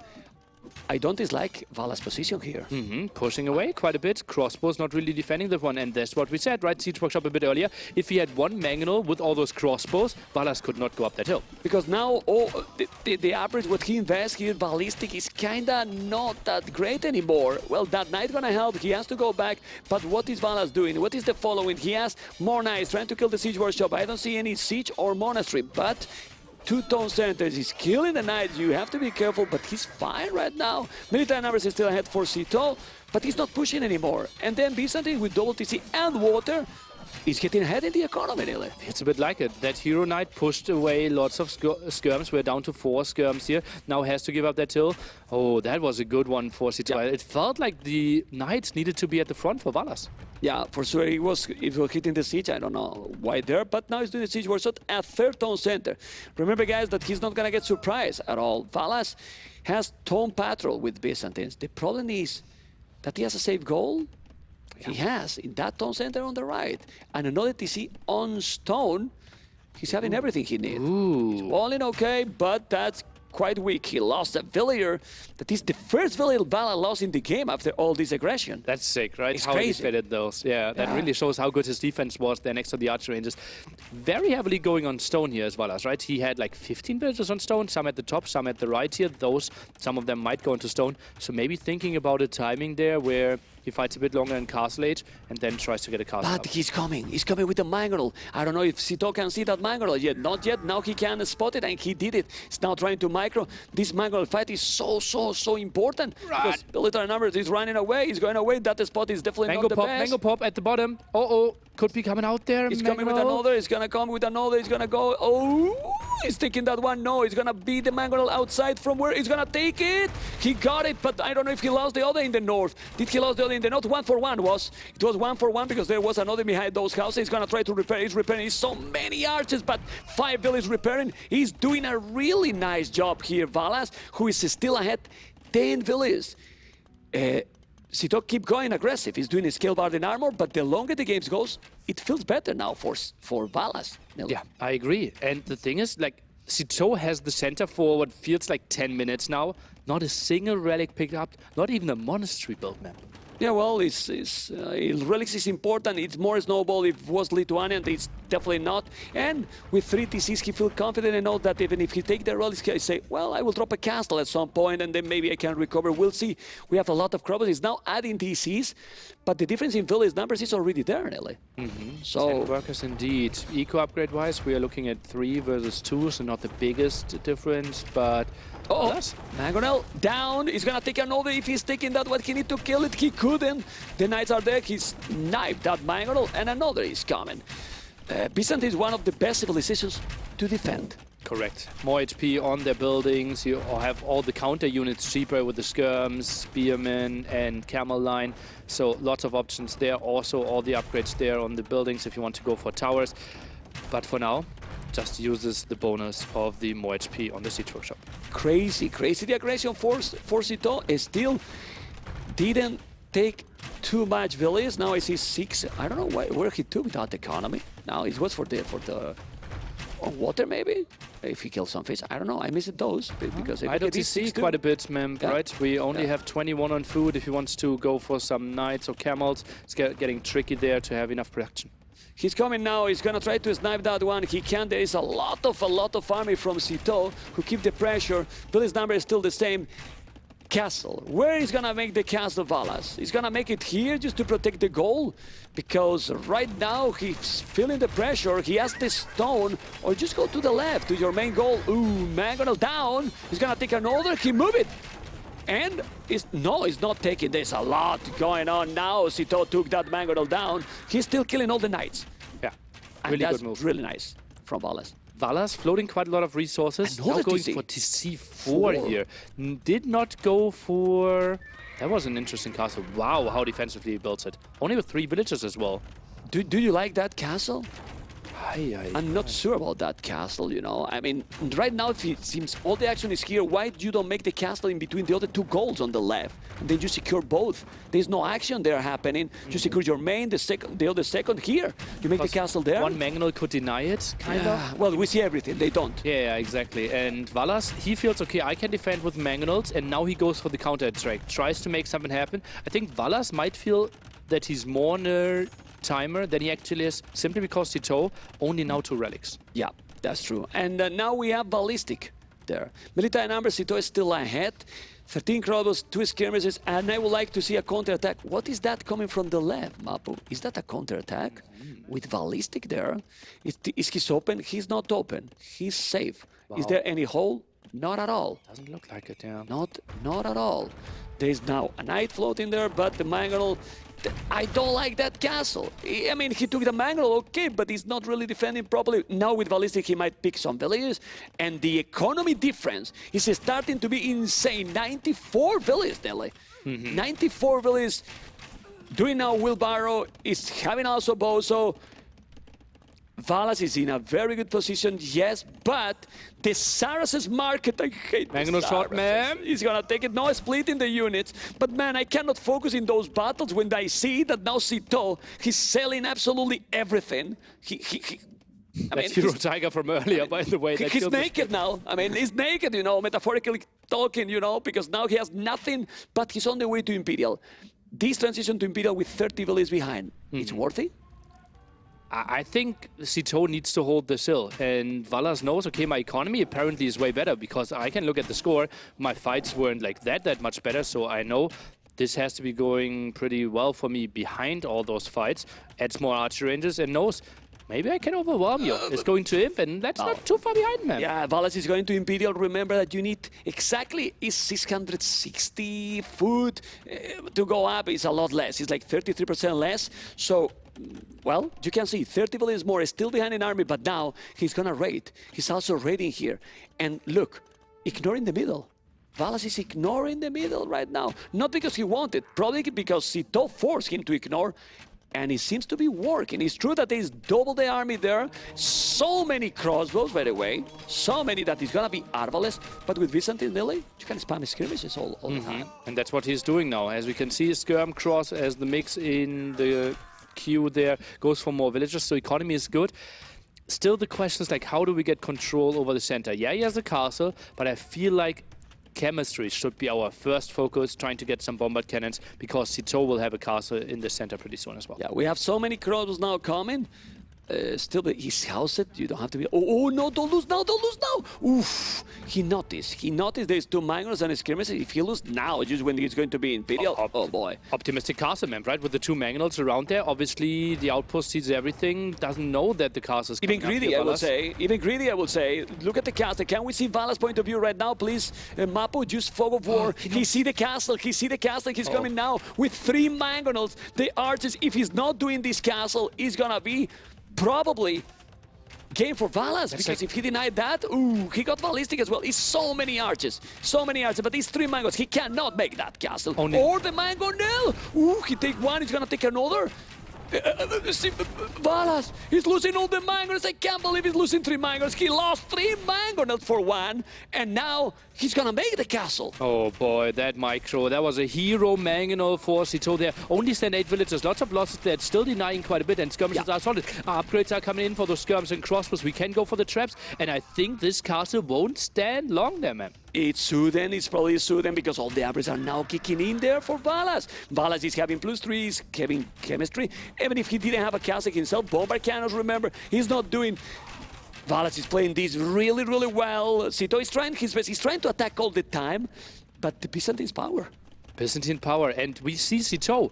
He is suffering from one of the last balance changes. Arbalest tech is more expensive now, and especially if you play low economy with only around 80 villagers, that really starts to hurt you, and he cannot afford it. But Nelly has 1,000 gold. He could balance that economy. He could probably have should done that. He didn't. That castle is now getting trapped, so that castle, well, because he's doing already and he doesn't want to delete, but it's gonna be gone. Combat cannons, man. That's the hill double castle there. I think it's really tricky to protect that trap, and that castle will lose some HP, needs to be repaired, but I think bombard cannon micro might be the next step. And if mangonel micro was any indicator, Sito looking pretty hot. Okay, let's see what is gonna happen here. Still, Arbalest is coming. Heavy blow now. But how much army? 36. Valas is ahead in military. Ahead 30 villages as well. 155 population. You still think that is hot, but situation, I'm not sure anymore. The Arbalest is gonna be there. The bombard cannon is coming. It's true that with the hill, anything can change. And maybe it's gonna happen. I don't know. We'll see. There's bombard cannons too. The castle never go down. And the population is still there. Well, but with Byzantine Nilly, you can spam forever. Yeah, and he's intercepting as well. Some units there next to the Arbalest, traps in some problems here going under the tower. That's going to be annoying as well. Bombard cannons, so good, but now bombard cannons on the field for Valas as well. That could be deciding 15 more skirms in the queue. Macro slipped the lid, and Valas, he will have lots of skirms, and this will be tricky for Sito to hold. Yeah, Valas is ready now. Valas is ready now. Echo KD now 50-50, 13-13. The bombard cannons is still there. A lot of stone for Valas, and those castles are a lot more HP as well, trying to keep raiding. Population, 20 villages still ahead and double the army. He's now doing some autos on the left, but the raiding is happening all over, and this is nearly an amazing game. Absolutely. It feels like Sito is pushing the whole time, but Valas behind the scenes is doing so much so right. And look at that big shots there. Yeah, intercepting there. Only 4 bombard cannons now. So Sito is still somewhat holding, but it feels like Valas is just preparing for one major push. No. He's not holding anymore. Look at that. He's balancing his economy as well. A lot of army. 46 army. 20 villages more. He's on the left. He's on the right. He's in the middle. He's all over the map. He's holding his front, but now he's getting there. On top of that hill, coming now probably from behind, and maybe with some bombard cannon, he can try to get that castle from there. And now he's microing in front. Valas is used to micro this a lot. I have seen him with the Bohemian civilization, even in this Redbull Wololo, doing some crazy micro here, and still it's with a lot more villas, Nili. Look at all the yellow dots on the mini-map there as well. it's all over. So annoying. So many idle villagers for, so many villagers being pushed away. Work efficiency heavily goes down here for Cito. And now the push through the center. Bombard cannons have to go away. I'm really surprised that he goes that far away because now the castle is exposed, ma'am. It is very exposed, and this is 2 trebuchet, 3 bomber cannons. That castle is not gonna survive any longer. Why? Also, no stone. And how many villas on goal from Cito right now, Nelly? How many villas on goal? 0. Literally 0. Exactly 0 villas right now. Aye. Well, that castle is gonna be down. Look at the bomber cannon. Siege engineer is probably coming a little bit too late. Could have been a bit earlier, but also costly upgrade, right? Heavy on wood, heavy on food there, while most of our economy was on gold. Bombard cannons are going back, but now they're suffering quite a bit, dropping below 100 population. Valas in a great position. And now the castle there. This is a fantastic game from Valas. And ladies and gentlemen, we are happy to say, probably Cito is not, obviously, but we're gonna have a potentially 2-1 cities, 1-2 cities. Finally, not a 2-0. We were talking behind the scenes.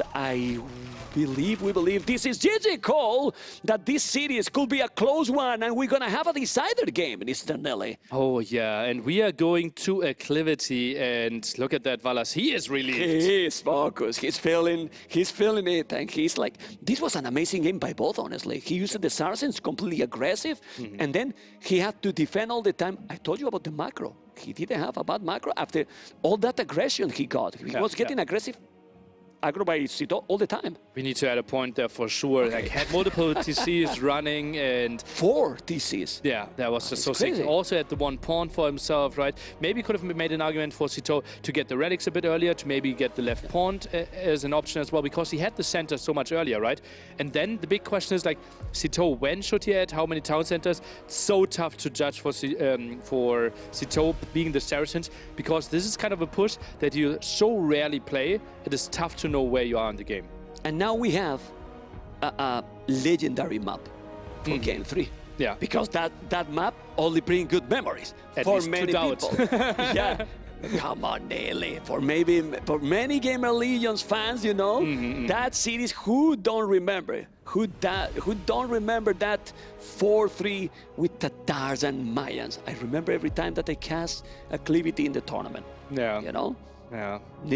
Leary just blocked me. You know, Doubt's proudest moment. Leary just blocked me on the blacklist for member, you know. But it's a great map, and now we have a really important match for them because the winner advance, play against Leary, you know, and the losers go home. Civilizations, what? Nelly? It has to be Lithuanians, I believe, and then Not Britons? I think Lithuanians. Mobility. Simply, like, even if I might consider both of them relatively similar in strength, maybe Lithuania slightly better, simply it's because it's the first pick. It feels so likely that Valas wants to play them.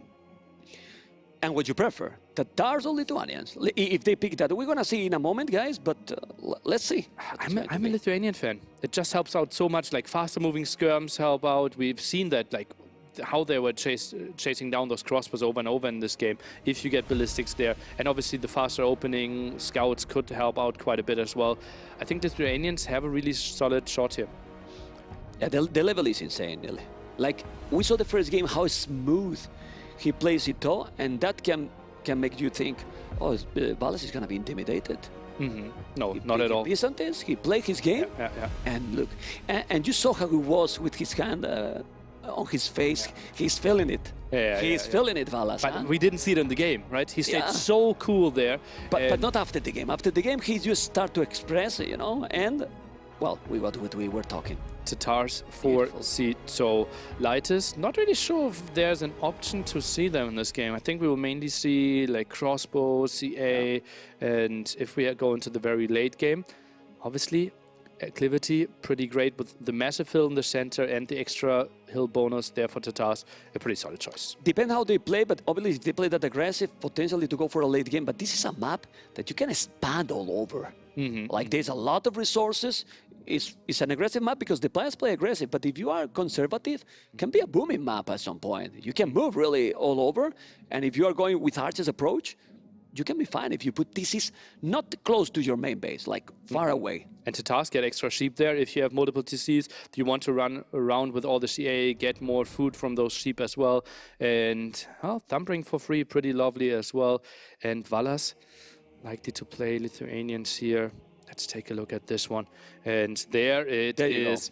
Oh, what beautiful, huh? Yeah, absolutely. By the way, we had the boot camp, right, with the GL boys, and we had a cook there. And Jordan asked Dowd, we just eat salad. Do you like lettuce? And he said, I like lettuce. Mr. Dowd. Mr. Dowd. And game number 3, decided game, yellow Valas in the south, Sito Tatars in the north, opening archery range for Sito, and Valas archery range as well. Oh man, so excited. Head check by Sito. I think he lost 1 hit there already on his scout, and yeah, was not too happy with that. In between our participant, Tatas has 100% win rate versus Lithuanians. Ooh. Only 4 times. Okay. Only Record games 2022. Pretty interesting here for sure. Probably a lot of random map stats there in as well. We feel like Lithuanians might be even better on Empire Wars. Yeah. Well, let's see what is going to happen now. And double archery range, just going back, he lost that 1-1 Dowd Kepoch. Decided. 1-1 Dowd Kepoch. So this is, we were talking that today we're probably going to have more of these. Yeah. Because there's no comeback. Yeah. There's no comeback, and people has to put everything.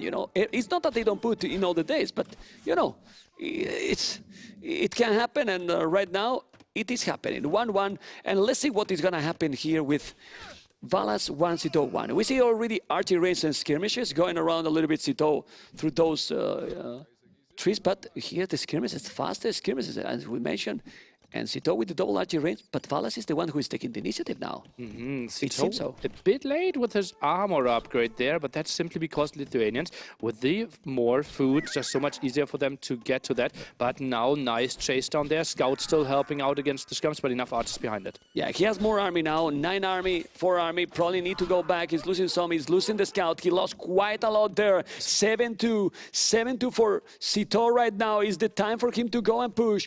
Oof. Well, he needs to just go back here and mass skirmishes now. How do we get to 7-2 KD here? Sito with a beautiful micro dodged all the shots. Pretty crazy stuff there. And yeah, went for armor a bit later. But just having the numbers there, and Valas maybe a bit over-aggressive. Now tries to chase down, as we mentioned earlier. Skirm's moving a bit faster. Low HP Skirm there. Tries to get focused down, finds a kill. And Valas, he lives. Yeah, and now the numbers in military just equalize completely. Look at the KD now. KD now getting closer and closer. He's taking the archers. He's doing a really good job. He's now microing really, really good. Taking the archers, taking the spears, taking everything. The KD now 50-50. Look at the army, 50-50. Now he's ahead. What is happening? Horse collar. What's going on? Not even upgrades for Sito. Resources in the bank looks a little bit better, but Valas is pushing back completely. Valas 7 kills in a row, unanswered, from 7-2 to 9-7. Look at that. Finds another kill most likely here. Oh God, what a great push by Valas. Yeah, he changed completely the game there. Now he forced him to make a stable product. He was going to make it. No, he cannot. He's there with more skirmishes and denying that the stable. But he's focusing in the army. That's really great. Look at now. Valas just trying to micro all the archers, but he noticed it all. Is still doing a good job. And this is the speed of those Lithuanians skirmishes, Nili. Absolutely crazy. Now we are transitioning into some archers to deal with those scouts here. Maybe even a stable could be an option. Valas should know, wow, your base is really open, Sito, and indeed he is going for the stable. He's doing the stable now. Resources almost the same. The game is still pretty close. Valas with the initiative. The scores say that Valas is ahead. Oh, wow. Well. He's still pushing, trying to keep going through that area. The scout is coming, but he has spears. And the spears are also faster. Really nice. Zoning out the potential scout attack here. Villagers pretty much far at the front. And also with the faster moving speed, you're dodging shots a bit better there as well. So Valas trying to play his civilization to perfection. Yeah, he forced him to go back with those scouts. Look at the KDs, almost the same. But the good thing here is that it was 7-2, so he managed to equalize that one. And honestly, since he's putting all this pressure I don't know, but this looks like the economy is slightly better now for Valas. Vala's floating quite a lot of gold. Wouldn't mind to see a market now, one being put down by Sito. Could be a feudal all-in. Oh, forging even coming in. I wouldn't be surprised if we soon see a second stable. I think it could really pay off against this gold. Remember, Sito was trying to build a tower, but then thought better of it. Wow, he's going aggressive. The scouts are coming, but not yet with forging. Maybe he should wait a little bit. He forced his opponent to make a tower. I think he's feeling the pressure. The score is now getting closer and closer. I don't know if he has a second stable. I think he doesn't have. Sito, it's selling a lot to go up, and I'm not sure if this is gonna be a good choice, because if now he keep going really aggressive, he still have 2-3 minutes to stop this push. Ooh, look at that. Vala's adding some more farms there in the back, and well, it's oversold a bit, right? He was stuck at 177 gold for quite some time now. Now is getting some back by selling 100 wood on the way to Castle Age. At this point, Valas see the score. He know 100% that his opponent is up. Market. What you do tower. right now? You keep trying to go aggressive or keep the dumping armies? You need to do some damage. You did forging, you did the upgrade. What you do, Nili, here? I think running around left-hand side of the gold, dodging the shots from the tower, and harassing the gold could be a good option, because everything running around there at the top just makes it so much trickier for you. So in this area, exactly where he's going right now, more or less, he need to come, but it's not coming. Resources for Valas are not bad, are definitely not bad. Economy for Sito is kind of at the limit. I mean, if he's going up, of course he's going to get some more food and gold as well, but he's not doing damage here. I'm not sure he's gonna be up to castle. Fast is now trying to make a counter-attack. He's completely walled, he's well defended. So many villages are now not working properly. He's just being idle all the time. He's trying to break in, but Vala's resources are getting there, Nili. Yeah, But it's absolutely. still gonna be 2 minutes. Yeah, and it will be a second stable there, most likely. Indeed, some knights will obviously clear up this feudal age army quite easily. Those villagers are running away, and we are still getting food, still getting gold, and knight is the counter unit to this army. So I think Sito should have not the biggest troubles clearing this one up, and that's why Valas should maybe consider moving his army away.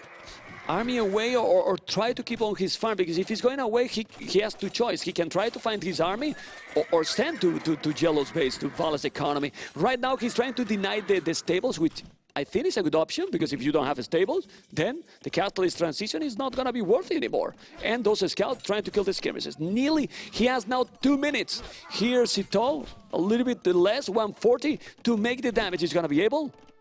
Oh, well, you see, double stable now. Production is starting. Archers and skirms against unupgraded knights, still okay. But we have bloodlines, we have the first armor, and Valas, good that he's already fully walled up, has a gate there as well. Built some more house walls, but overchopped at the woodline. There's a hole, and he need to notice, because they are coming. The scouts are going to be there. I don't know if he can see that hole. We see that population, though, it's ahead for Valas, but that army can die eventually.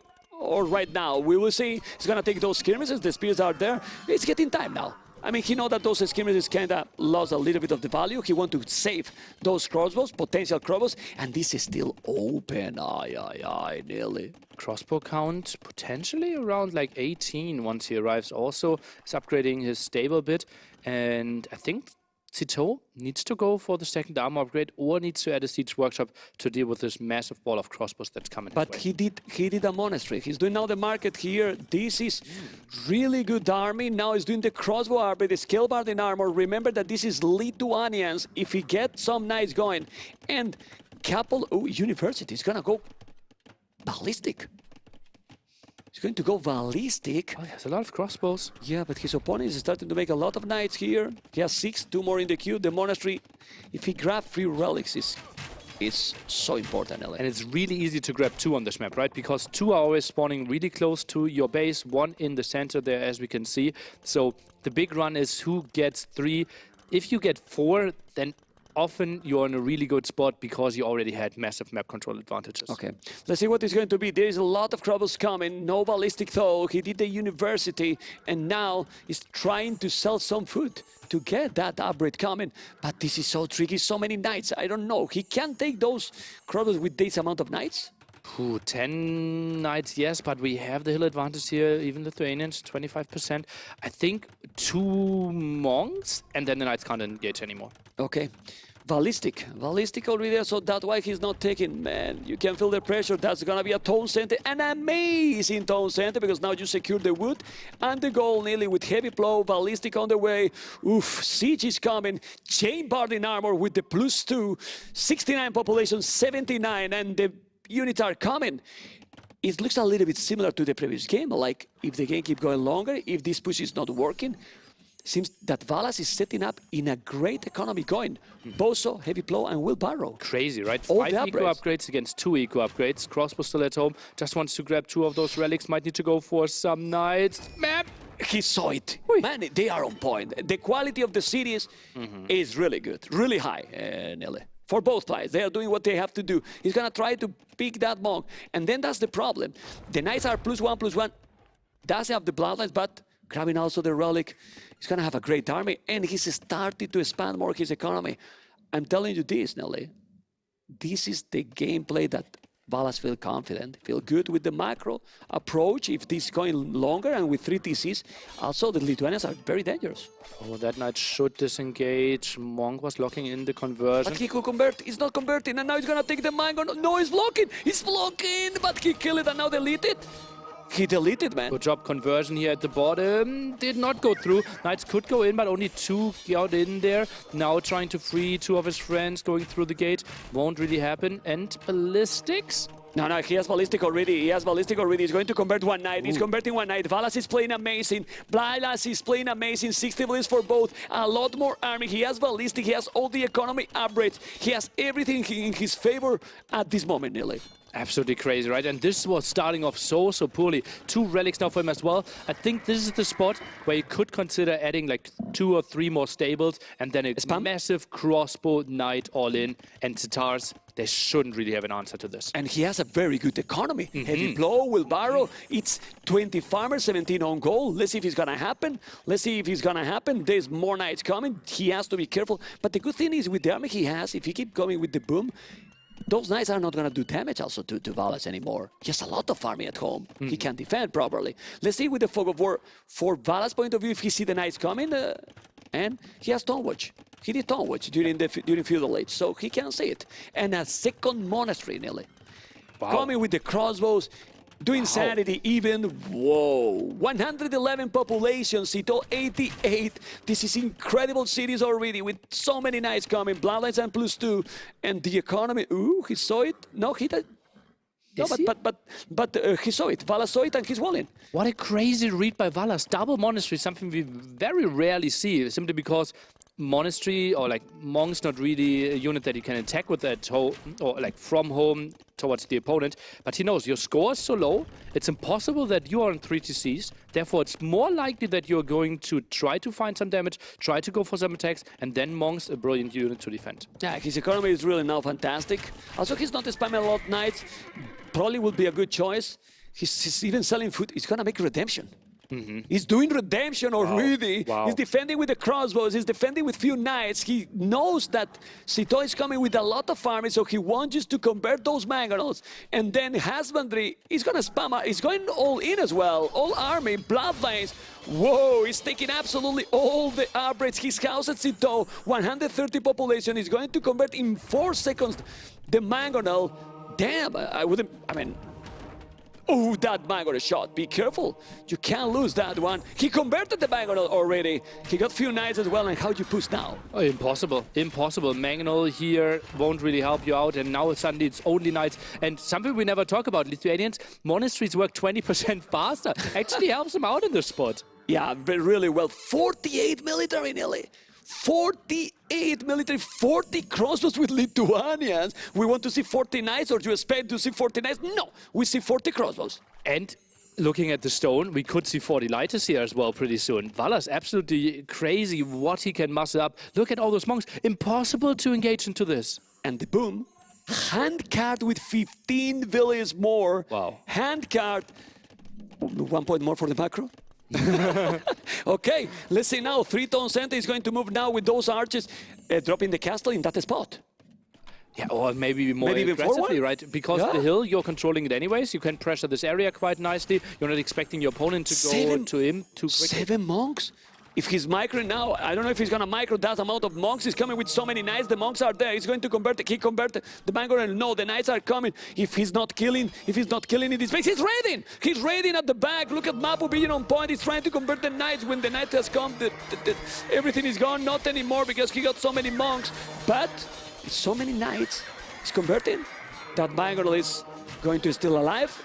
It's so many knights, Nelly. Yeah, monk conversions weren't really on point there because he was distracted with his own rage there. Macro is... but he's killing a lot. That's quite some kills. Population lead now up to 50. Not the best fight ever for Valas, but behind the scenes he found so much and obviously had a massive flock of crossbows here. Oh man, that's absolutely brutal. And no army for Citeaux. The population is insane. And I don't know if you can call this an upset. Higher seed was Citeaux. Probably many people was considering him the favorite. But can you tell me, Nelly, how you come back from this when your opponent has this population? Also, he's doing... Where's the castle? Because the stone disappear. Okay, he removed again. The castle, well, he's safe. He feel confident.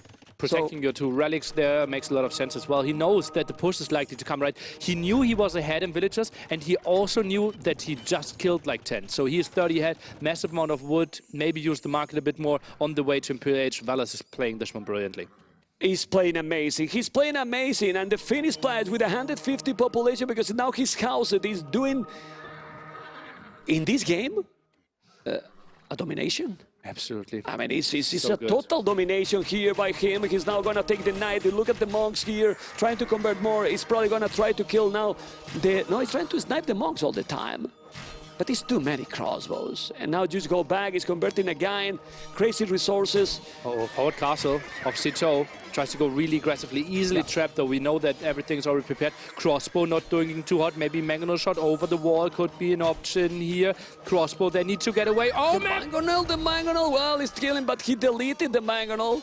I think he deleted the Mangonel because he was going to be converted. The castle is there, but this is a desperate move. In another position, I would say, wow, what a forward castle, amazing. But when your opponent is about to be in Imperial, I'm not so happy with that castle for Citeaux because that castle is going to be down, Ellie. Thumbring now coming in, and the Mangonel he can't cannot make contest. it.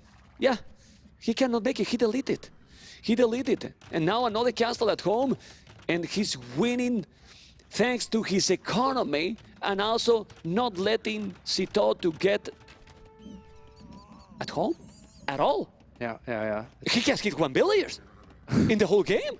Citeaux has killed 1 village to Valas with all this aggression. Yeah. I mean, it's insane. How he, I think like 5 minutes ago, the KD was still 0-0, by the way. Yeah. So like it was so much in their economies, but they were so good at defending those. Massive amount of farms now being dropped, still having lots and lots of wood here, but food will rise pretty soon as well. Crossbows, obviously not really the unit that that Lithuanians want to go for in the late game. well, but now he's doing chamber and armor. He has 2 castles. He's gonna be probably now finally latest maybe. He's doing the latest with chamber and armor. How many relics? 2 relics, probably an old right Nelly. I mean, 2 relics. He now is getting some villages killed, okay. But he's in Imperial, and now Citeaux might be thinking, I'm 2,000 score behind. How I'm going to come back from this? He's in Imperial. Obviously, he's going to keep trying, but just doing what? Barracks. Texan And Halberdiers. latest. Yeah, I mean- Lighters Halberdier makes a lot of sense against Tatars that aren't really going for CA, can't really go into Halberdiers themselves right now. Yeah, we see a Kashyyyk on the field, but I don't think this will be enough. Well, amazing city so far. We see now the castle there. He's doing all the upgrades. Let's see what is the following from Citeaux, because he's with 95 lists, not so behind. But the problem is that the timing, the momentum is here for Valas. It's in Imperial. Those ladies are going to be very, very strong really soon. He's doing the last attack upgrade. He's now going to convert more. I would love to see the conversions at the end of the game. How many conversions they are doing, man. 2,000 score difference. And the crossbows? Well, might lose the crossbows, but as you mentioned, the crossbows don't have transition in Imperial, so it's not even that important anymore. Yeah, absolutely. He's just buying time for himself here. Maybe get just the latest to do the job, right? Lose every crossbow, trade them off against all the knights. Something that Valas will absolutely take. Yeah, and he's taking, he's just 6 villages behind. Look at those ladies. 1 Trebus is now going to take that castle. It's true that now he lost. Valas lost a lot of villages now. 18 villages is normal, he's raiding. But resources, 2,000 food. 2,000 food for Valas. He could sell a little bit. It's true that Citeaux is on the way to Imperial, but it is an oath. Nelly. It's true that he's not getting rated at home, but he has 2 town centers, Sito. Pretty crazy how Sito is getting back into this game. Wasn't there a 50 population leads just some minutes ago? He doesn't see this. He doesn't see those ratings. He's now 24 villages. It was 11 villages killed to 1. He has killed 23 villages, 0, but the castle is going to be down. All those farmers are going to be bye-bye. Over 2,000 food. Obviously, Sito has to try. He really has to try. Do you think Valas is feeling the pressure? He's behind in villagers. That's pretty sick. Attacking into elite lights though, last armor upgrade, still 2 relics for us, right? So lots of stuff is going extremely well for our Lithuanian player here. Goes into more stone at the front, is still going for a stream unit, but Sito putting himself into a beautiful spot to allow himself a comeback. Okay, the ladies out there, they are elite now. The +4, they have to really, so they are +4 already attacked too. Taking the castle, he's trying to come back, but he's really at the limit with the population. He got even more villages, but he has no army nearly, and he's getting raided. And now how you stop those ladies? Boy, it has to be the heavy camel play, right? That's why he's setting up those stables here. Maybe go for lots of CA and try to take some good fights, but it will be so tricky for him. Yeah, it seems a brutal macro. If we check the mini-map in the south, he's all over the map. He has basically all the south, 30 seconds to be there. He's ready more. It's crazy how it was Deco KD so well for Valas, but not losing a lot. But when you got that economy, I mean, he has handguard, heavy plow, and all the upgrades. For how long? Crazy. For so long. For yeah. really so long. While the economy for Sito, no bozo, no heavy plow, and no handguard. Sick. That has to matter a lot. Absolutely, yeah. And I think we even saw crop rotation and then cancelled by Valas there. Maybe thinking better of it doesn't really make a lot of sense in an Empire Wars game with a time limit there, mainly for the score. And only now we see Botkin for Sito trying to deal with those raids, but so many more villages going down. Drops below pop 60, oh pop God, 80 here. He lost, Less than half the population. He lost all the population, and Sito is calling the GG. Well played. Good luck next. Valas with a little bit of an upset, we'll say, or this is what as close that we cannot call it an upset. Nearly amazing play by Valas. The game number 2 and 3, fantastic play. Especially after game 1, right, where we felt Sito played so clean, so bang there, and Valas. Oh, smile. Look at that smiling. Was smiling before. Was smiling even more. For that, I was just, you know, into the monitor. Oh, man. 30 conversions. The production told me he did 30 conversions in this game. Yeah. 30 was looking better even. That doesn't matter, Fraser, you know? And imagine, okay, like, 13. That was all like knights and mangonels, right? So really expensive units there as well. Really took the steam out of Sito. Plus also put the threat into his head, right? If there was no redemption, Sito could have gotten that forward castle up, and yeah, he's just staring there. That was it, right? That's crazy. That's crazy. So we're gonna have Leary versus Valas. And to be honest, I want to see that. I want to see that, and I'm gonna tell you why. Valas has played those games kinda how Leary tried to play yesterday. He went for the macro approach. Remember that he was not attacking. So Leary has to change something today, because those cities can be amazing if they played similar like he tried yesterday. But if he is trying to change it up, it's more likely that he changes up into a direction like Sito, and Valas showed how good he is in defending those. So, like, Leary, he will watch those games and he has to come up with something, because Valas' defense looked so good. I'm sure he watched it. We are getting there, guys. Now with Togawa and Jordan the next series, but before that, we have to talk the surprise of the tournament now. Till now, the upset, and a lot of people are going to be sad, I'm sure, because everyone loves Doubt. Doubt is out of the tournament in the group stage, Nelly, against a player that we have also to consider a legend, because qualified for Age of Empires 2, for Age of Empires 4, and now he's still in the tournament and will play versus MBL to be in the quarterfinals, Capoch. That's going to be a crazy match, MBL versus Capoch later on. And I talked to Capoch and, like, when he arrived, and I said, like, how I would have never believed that he qualified for both games. And I truly believe, and a lot of people will hate me for that statement, but I think achieving round of 12 in AoE 2 and AoE 4 is a bigger achievement than getting a semifinal in either one of them. He has already guaranteed $12,000. Already. Sick. Already. If he qualified against MBL to quarterfinals, I mean, It's It just will be. It can be epic, absolutely epic. an absolute legend. And remember, like Kapoc and Dowd, they have been facing each other like 20 years ago, right? I remember like casting or like watching their games in 2002 when they were all back in Elkland. So it is crazy how this guy is making it happen over so many years. Kapoc, a crazy, crazy story. Can still make something happen against MBL, and obviously is going to play AV4. We definitely feel for Dowd. We all feel for Dowd because we all love Dowd as a player and as a person. But now we have to keep going. We are moving, and we are moving into Dogao versus Jordan draft that is going to be ready in a moment. As you can see, beautiful, all those amazing civilization, all those batch. And we have Dogao and Jordan. Dogao, impressive performance yesterday. Probably we will not expect to be here, but maybe we would not expect to be here Jordan as well. In this decider, I mean, because he lost against NBL and we were expecting him to be favorite. So who is the favorite now, Nele? It's a close. I think I will have to give the slight advantage to Jordan here, but I could easily see Dogao taking a 2-1, maybe even 2-0. It just feels like a high variance matchup here where no result would really surprise me. And Arabia. Arabia, he was telling the other day, I have no time to prepare, I want meta. Yeah. I want meta. We had dinner with him yesterday, and indeed he said that he knows, okay, the wild maps are not for me, so Arabia feels just very, very standard for him. Moraz here for Jordan. I like that. I love that map. I think we didn't cast. You and me at least, we didn't cast this map at all yet. We see Northern Islands now banned, and we have to remember why we see another circle extra, Mr. Nelly, in those overlays. Because now we are one round further. We are in the deciders. So each player gets 4 global bans. So he himself and his opponent cannot pick those civilizations. And then they pick 4 for themselves exclusively and have to play 3 of them if we go to distance in the best of 3. I don't know what map is going to be, but I would like to see Enclose. Oh, Enclose could be as an option. As the first one. Could be. I like that map. I think it has a lot of potential, the map, but it's not going to be. No. Because Enclose is banned. Taken away. That's interesting because I Kawasan. thought Dogao could have played Enclose as well.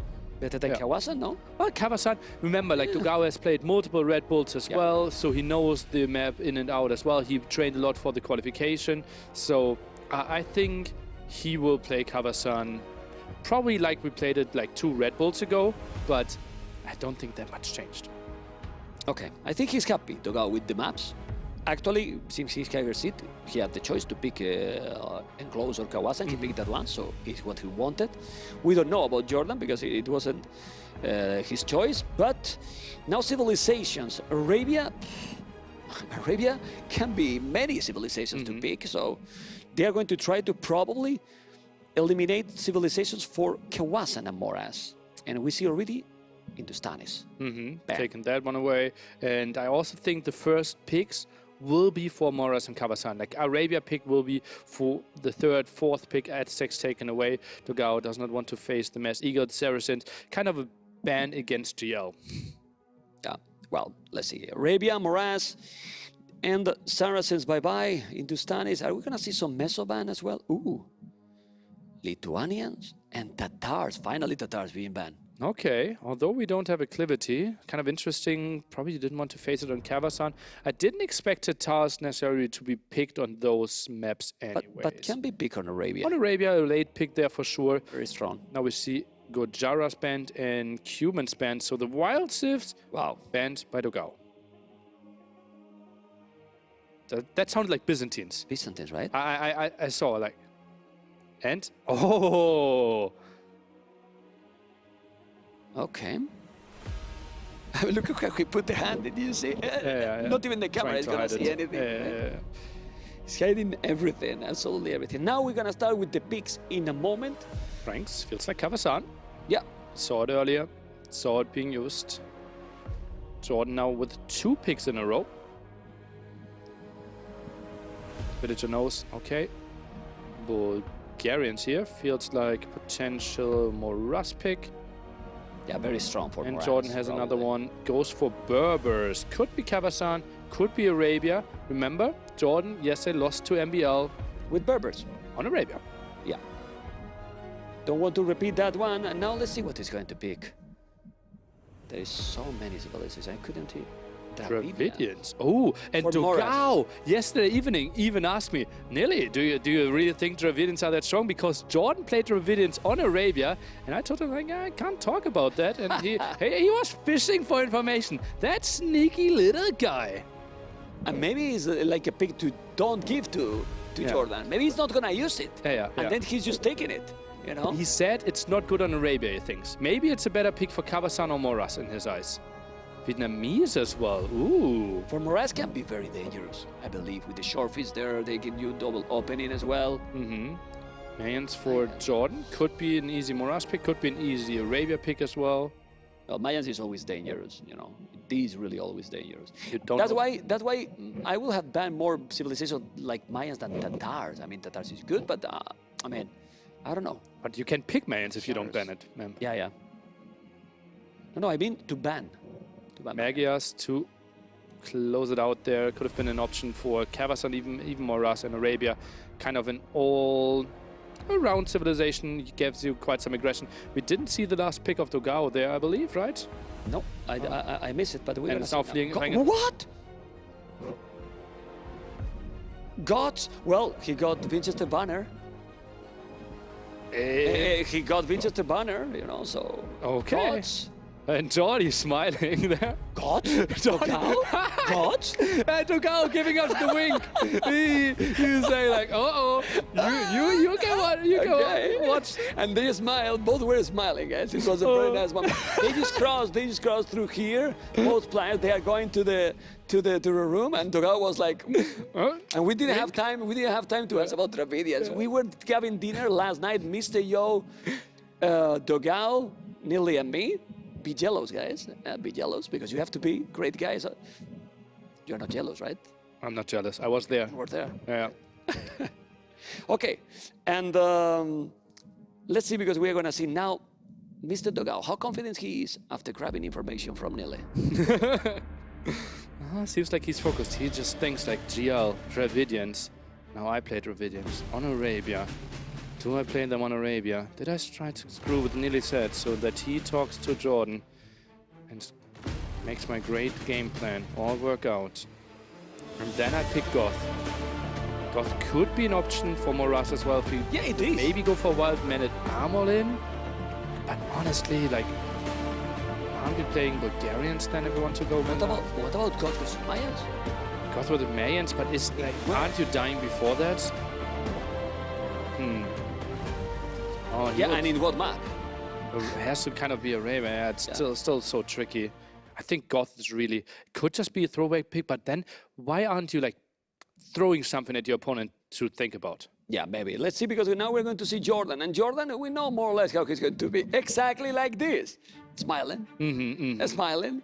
Even more now, because today is an amazing weather here in Heidelberg. Yesterday was a little bit more rainy, but I think even the Heidelberg now with this great weather want to see this day the deciders that the stop by Jordan, and now again, right? Let's go. Nice. He knows the full catwalk routine there, yeah. And he's smiling like, wow, I'm getting paid for playing against Goth. Look, he smiled too, because when he listened us talking about the cat, he went around too, and well, what's happening? Honestly, I wouldn't mind if like Dogao did it as an homage to Winchester there. Winchester obviously very famously picking Goth, even when they were way worse, picking them in really big tournaments, and Dogao, as we can see in the banner there in the background, the replacement for Winchester, who sadly couldn't be here, and Dogao, he's filling his shoes pretty damn well.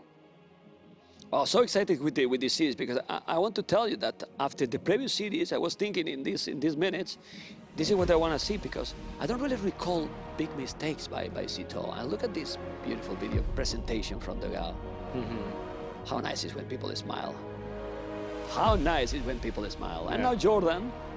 Mayans on there, on his back.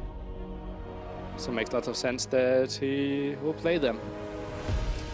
Head-to-head, 2020 on the ladder, 10 games. And you can see Dogao pretty much through the bank. Played a lot of offline finals. Pretty identical stats. Jordan just getting one more extra point there on macro, but those points kind of indicating a super close set. Yeah, it's a very close set. And I don't know. For you, the favorite is like a little bit Jordan? Yeah, but it's like Can't have 50-50 sounds absolutely reasonable to me. Yeah. 2 layers of the game, 2 layers of the games, and I don't want to ask to the chat who they want to win, because I really believe that Jordan might have more fans in the chat. But you type 1 in the chat, spamming for Dogao. You type 2, spamming for Jordan, and I'm very curious to see the reaction from the people. Shouldn't it be spam 1 for Dogao or spam 7 for Jordan? But I think that would make more sense. But okay. There was more ones there that I thought nowadays a lot too. Okay. It will be not 70% now, for Jordan. Oh man. Well, first game is gonna be. What is gonna be the first game? I forgot. Kawasan. Franks sounds like pretty clear. And what about Jordan?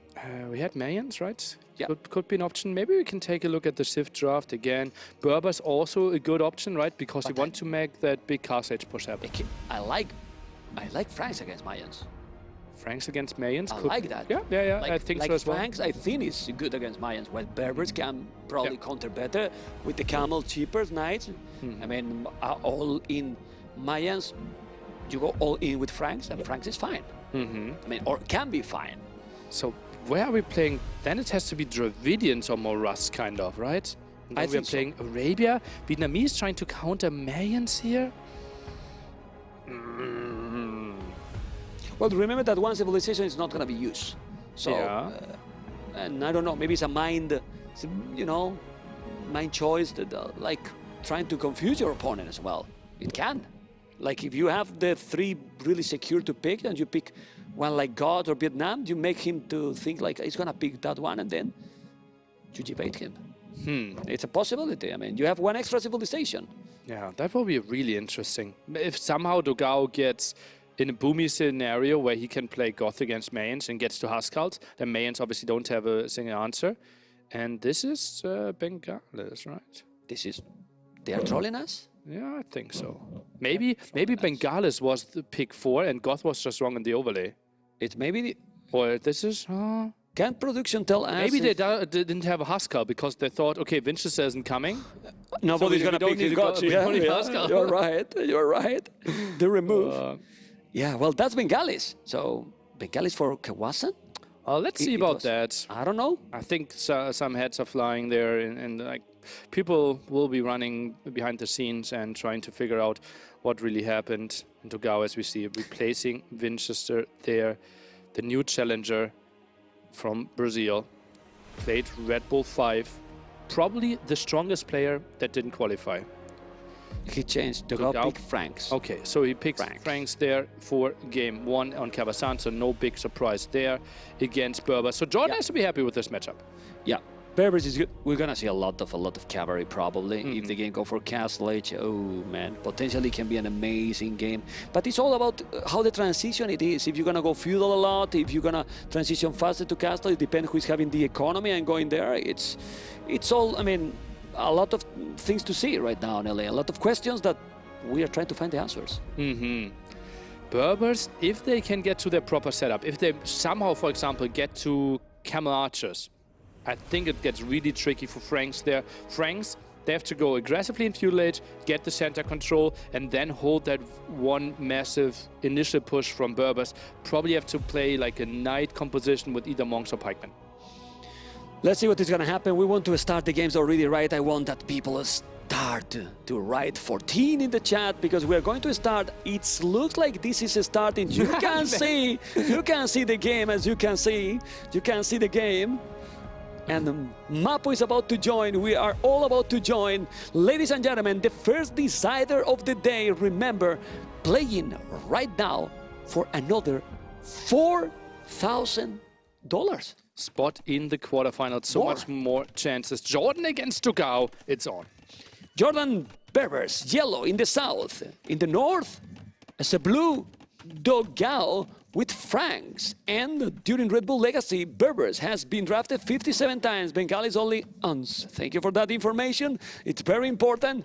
But Bengalis icon was still there, you know. And also we had Bengalis. Okay, let's just continue with this. Focus in the game. Yeah, and The opening? Sneaky Villager here by Jordan. He's going to go for the pawn at the left-hand side, still trying to find this one out. And, well, we mentioned multiple times, Franks, if it's Scout v Scout, they have more HP until Berbers go for Bloodlines and overtake them HP-wise.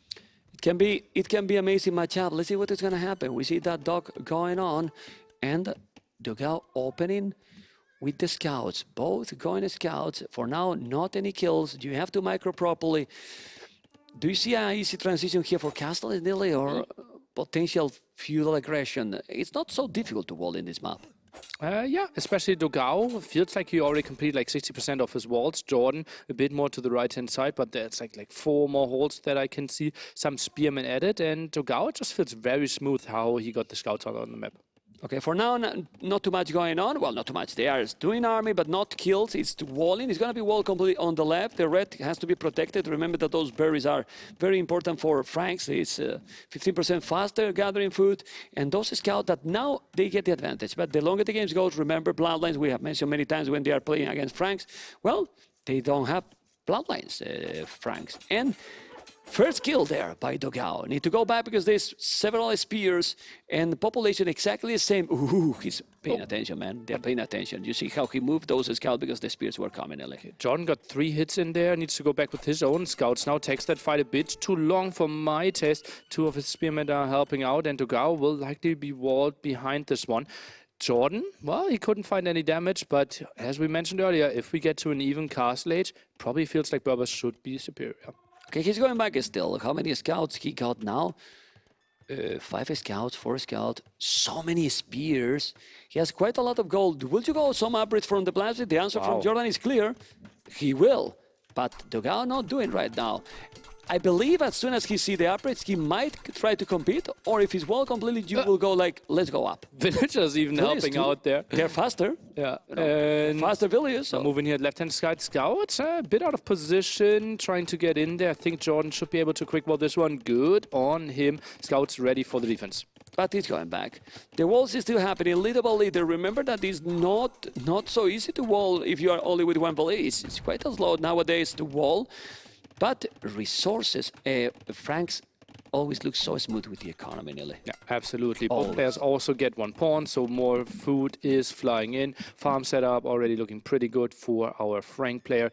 Jordan still open at the bottom of the map. Now no fight is happening. Maybe we can check if Jordan knows about this one. For now, he does not. Doesn't know. And he's using already the market quite a lot. He didn't use the market with the stone, which is the invite that maybe is not going all in. Is he doing or not? Okay, still walling in. Now moving around. The game is going for castles, Nelly, it seems. Absolutely. And Jordan even has a village on stone. Is that really collecting, or is it just maybe collecting some? No. Camel archers, ma'am. You like it, that option? I like it. Okay. He is giving up the center, but it's so easy to micro. Defends the gold at the front. It just secures him to not die, and he sets himself up for a beautiful late game. Okay. But the problem is, when you mine that many villages on stone, then the economy is not going to be as good as the Frank player, because look at his economy. 20 villages on wood, 20 on food, 4 on gold, gold mining upgrade, Frank's economy, heavy blow. Oof, I'm not sure about... Left-hand side pawn. The scouts might find the village. A pretty crucial thing here if they actually see it. Jordan, oh, look at those spider centers. Such a good awareness by Jordan. Yeah.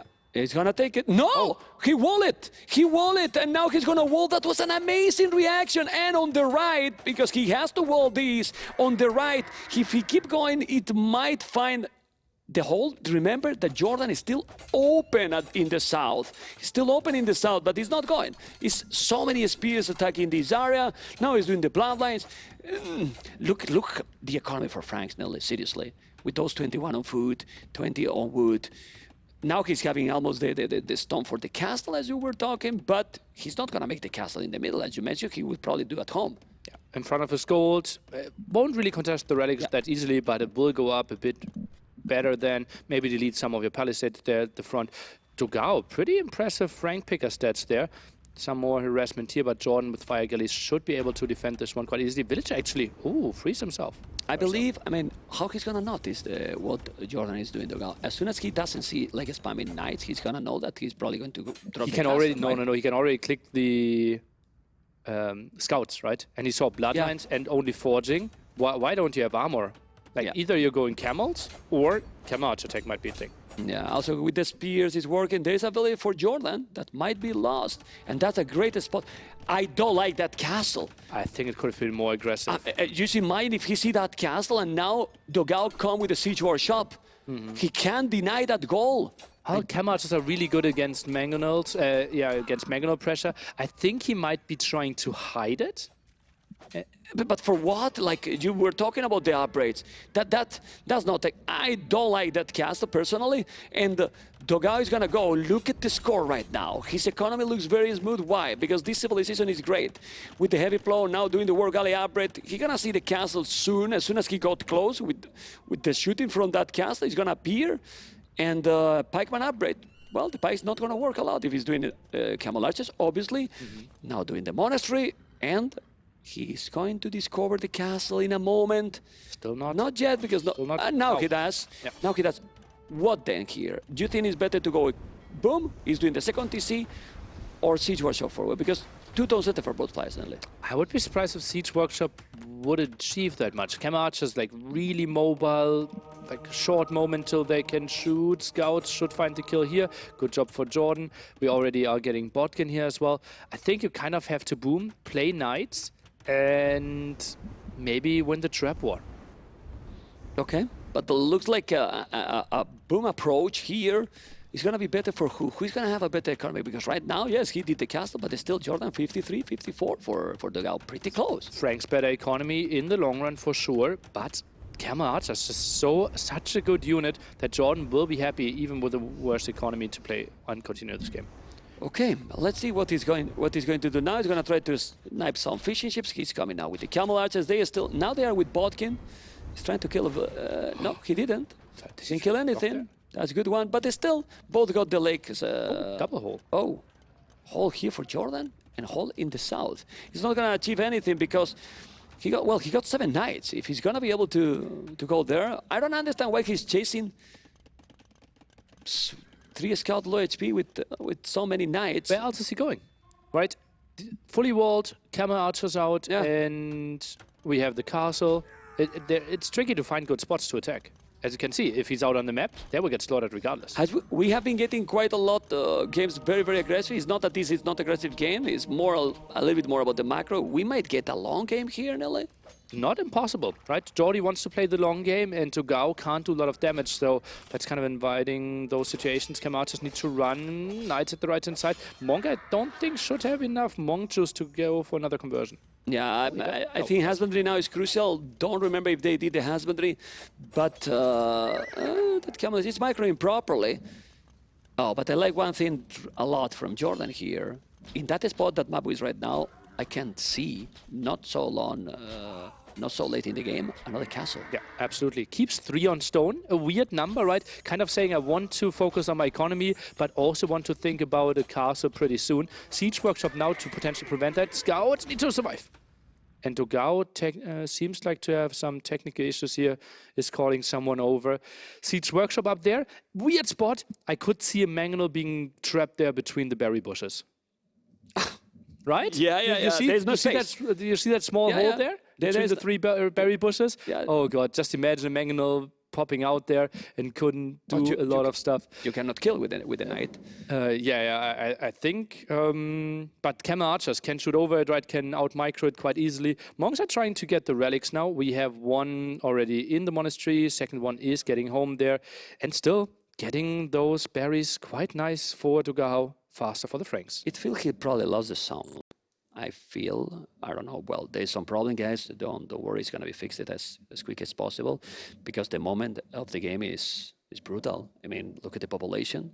66 villages, 65, such a close game. 14, 15. The score is say that Jordan is ahead, but the game is so close. Yeah. With something that benefit a lot to Franks, 31 farmers already. With heavy blow. Okay. Well, maybe some are on the berries. Doesn't matter. It's Frank, so it's still good as well. Yeah. Gathering faster as well. Oh man, man. So for you, who was that? Was Krasini just Krasini. stopped by. Oh, so it was not a technical thing. No, Right? Because that is an admin. Ah. he stopped it because he's scared. Doubt saw Krasini around and he said that I need a pause. Did you remember Red Bull Legacy 5? It was so scary, Krasini. He's now completely different role now. Well, not role, just not the outfit there. Okay. So who is in a better position for you there? I mean, right now he's kind of, I think it's too even. I think Jordan. Not like the game feels kind of evenish now, but just imagine the game in 3-4 minutes. How will Dogao deal with those camouflages? Like, hope for Jordan making a mistake and your siege is getting some connections. Kind of the only way that I can see. Yeah, well, the game keep going. Go, go, go. Yes, Siege Workshop is there. Obviously, the way to deny the potential castle there is going Siege. It's going Siege there, then you are not going to be able to do a castle. Do you think that should be good now for Dogao that he has 3 TCs, very smooth economy going, he's doing more stables? But I was going to ask, mining store now? Because a Frank Castle, you get it there in the middle and very cheap. Why not? Yeah, it's not really scaling too well, right? You don't want to go into... Oh, the Next Scorpion! one, yes. The Scorpion is there! Look at the Scorpion! Is in that the spot? Well, it's a sneaky Scorpion. You know, it's not gonna get killed by Did anything. he delete it? Did he delete the scope? No, it's there, it's there. Oh, it's there. okay, The it's still Scorpion there. is there, man. The Scorpion is ready to dominate. The Scorpion is there, a sneaky Scorpion. Now he's going to go back. The Knights are with the +2 already. Those Camel Archers, as you mentioned, very strong. One villager down. Well, that scout was worthy.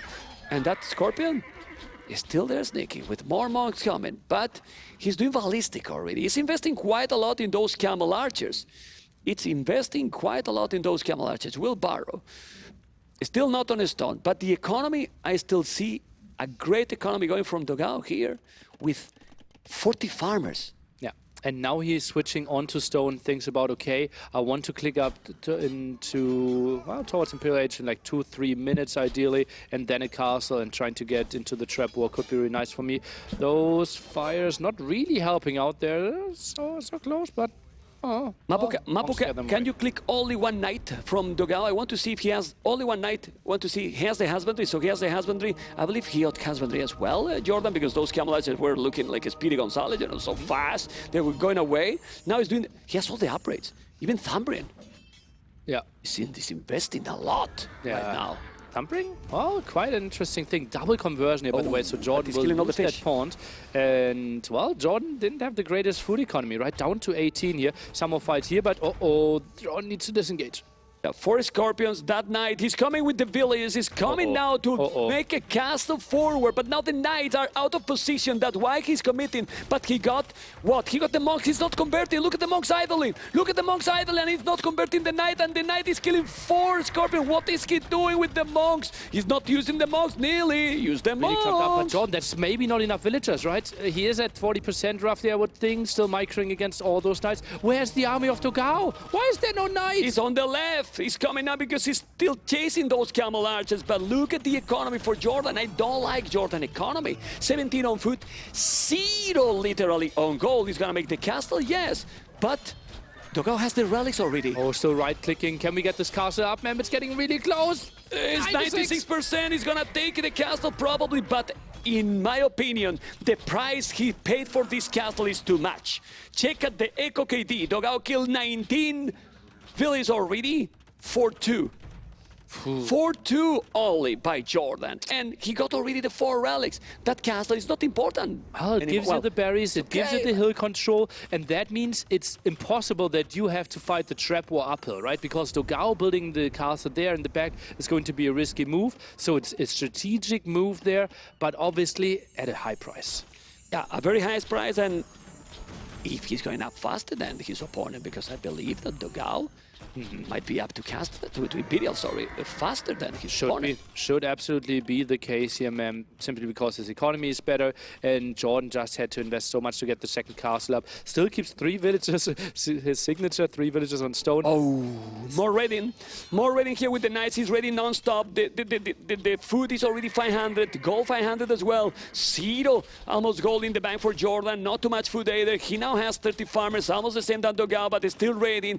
Efficiency efficiency for both players at the bottom right corner, pretty much the same, 69, 69 for both. Raiding those farmers is still looking good for the Gal.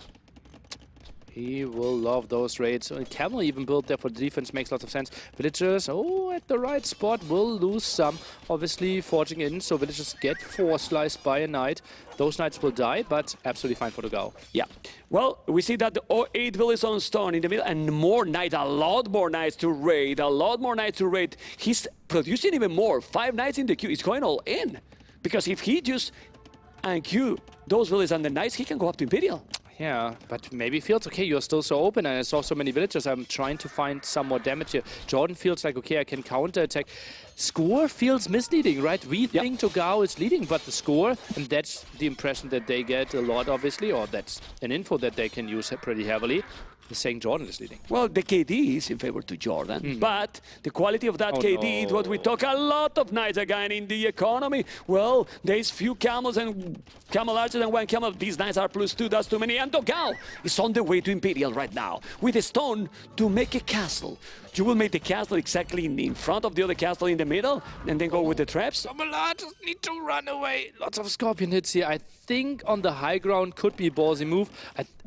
If you see how many raids Togao is getting in here, probably on the low ground feels a bit more reasonable, but he's building it on the high ground. He's doing that one in the high ground. As you can see, he's on the way to Imperial now. He needs to mass knight and he's massing and probably is not going to take any more battles. He's still trying to raid. He's doing a TC, he's rushing a TC.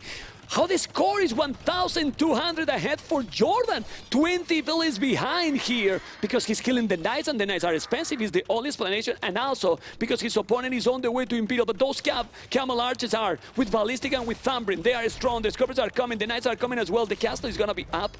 And when he's up, probably the score is going to get a lot closer, Nelly. Jordan now cancelling everything as well, using the market. Sees how heavily the market is used. Look at that. For 100 wood sold, you only get 41 gold in return. Initially, that starts with 70, but both players used it quite heavily already, and Jordan now clicks up to him. Wow. A window of not only 2 minutes. Well, the good thing is that after you do all those upgrades, the camel archers is not like the knights. They don't cost food. So obviously, you are going to be able to go up faster to Imperial it like it did, because it was looking too far and then it's not that far anymore. And now in Imperial, you're gonna kill those camel archers with barracks, because those are barracks, I think. Are those barracks? It has to be mass cavalry. And yeah, those are barracks. Jordan was trying to tech into camels now. He was going for another stable, which surprises me a bit. 18 knights? Look at all the resources that Togao has. He can click Paladin too. Yeah. I mean, it has to be balanced, and then. But the thing is that Jordan can switch to camels, cheaper camels, heavy camels. I don't know, but he has not a single camel. He has one. Sorry, he has only 1 camel. He's doing. I don't understand the barrack choice, but well, Blade Bard in armor, Trebuchet already on the way. Yes, and Cavalier upgrade, and he is still going with more and more tone centers. I know that the scores say what it says, but for you, who still have the advantage here, Mr. Nallet? I think Togao has a really good shot of making something happen here. If he finds the timing in 70 seconds against all those camel archers, they can't take the fight. But Jordan, he can just go for camels. Cheaper camels in Imperial Age and can really muss up some numbers. Needs to squeeze through here. Microing is a risky thing. I don't know if he should be here now. He's going to delete now the barrack. So you make the barrack and no, he's deleting. No, he's not deleting. He's going away. He needs a +4 halberdiers. Oh, Cavaliers and halberdiers is not a bad choice. It's a deadly combination here. And now he's going to try to take the castle. And the longer the game goes, for who is better, because Togao has 4 relics. But center control is so important, right? We have enough gold, we sometimes can expand. And the side golds, look at that, more likely to go into Togao's favor as well. Jordan needs to repair this castle and arrives in without any gold, so therefore cannot afford Imperial Camel. Or, I mean, Imperial Camel Archer.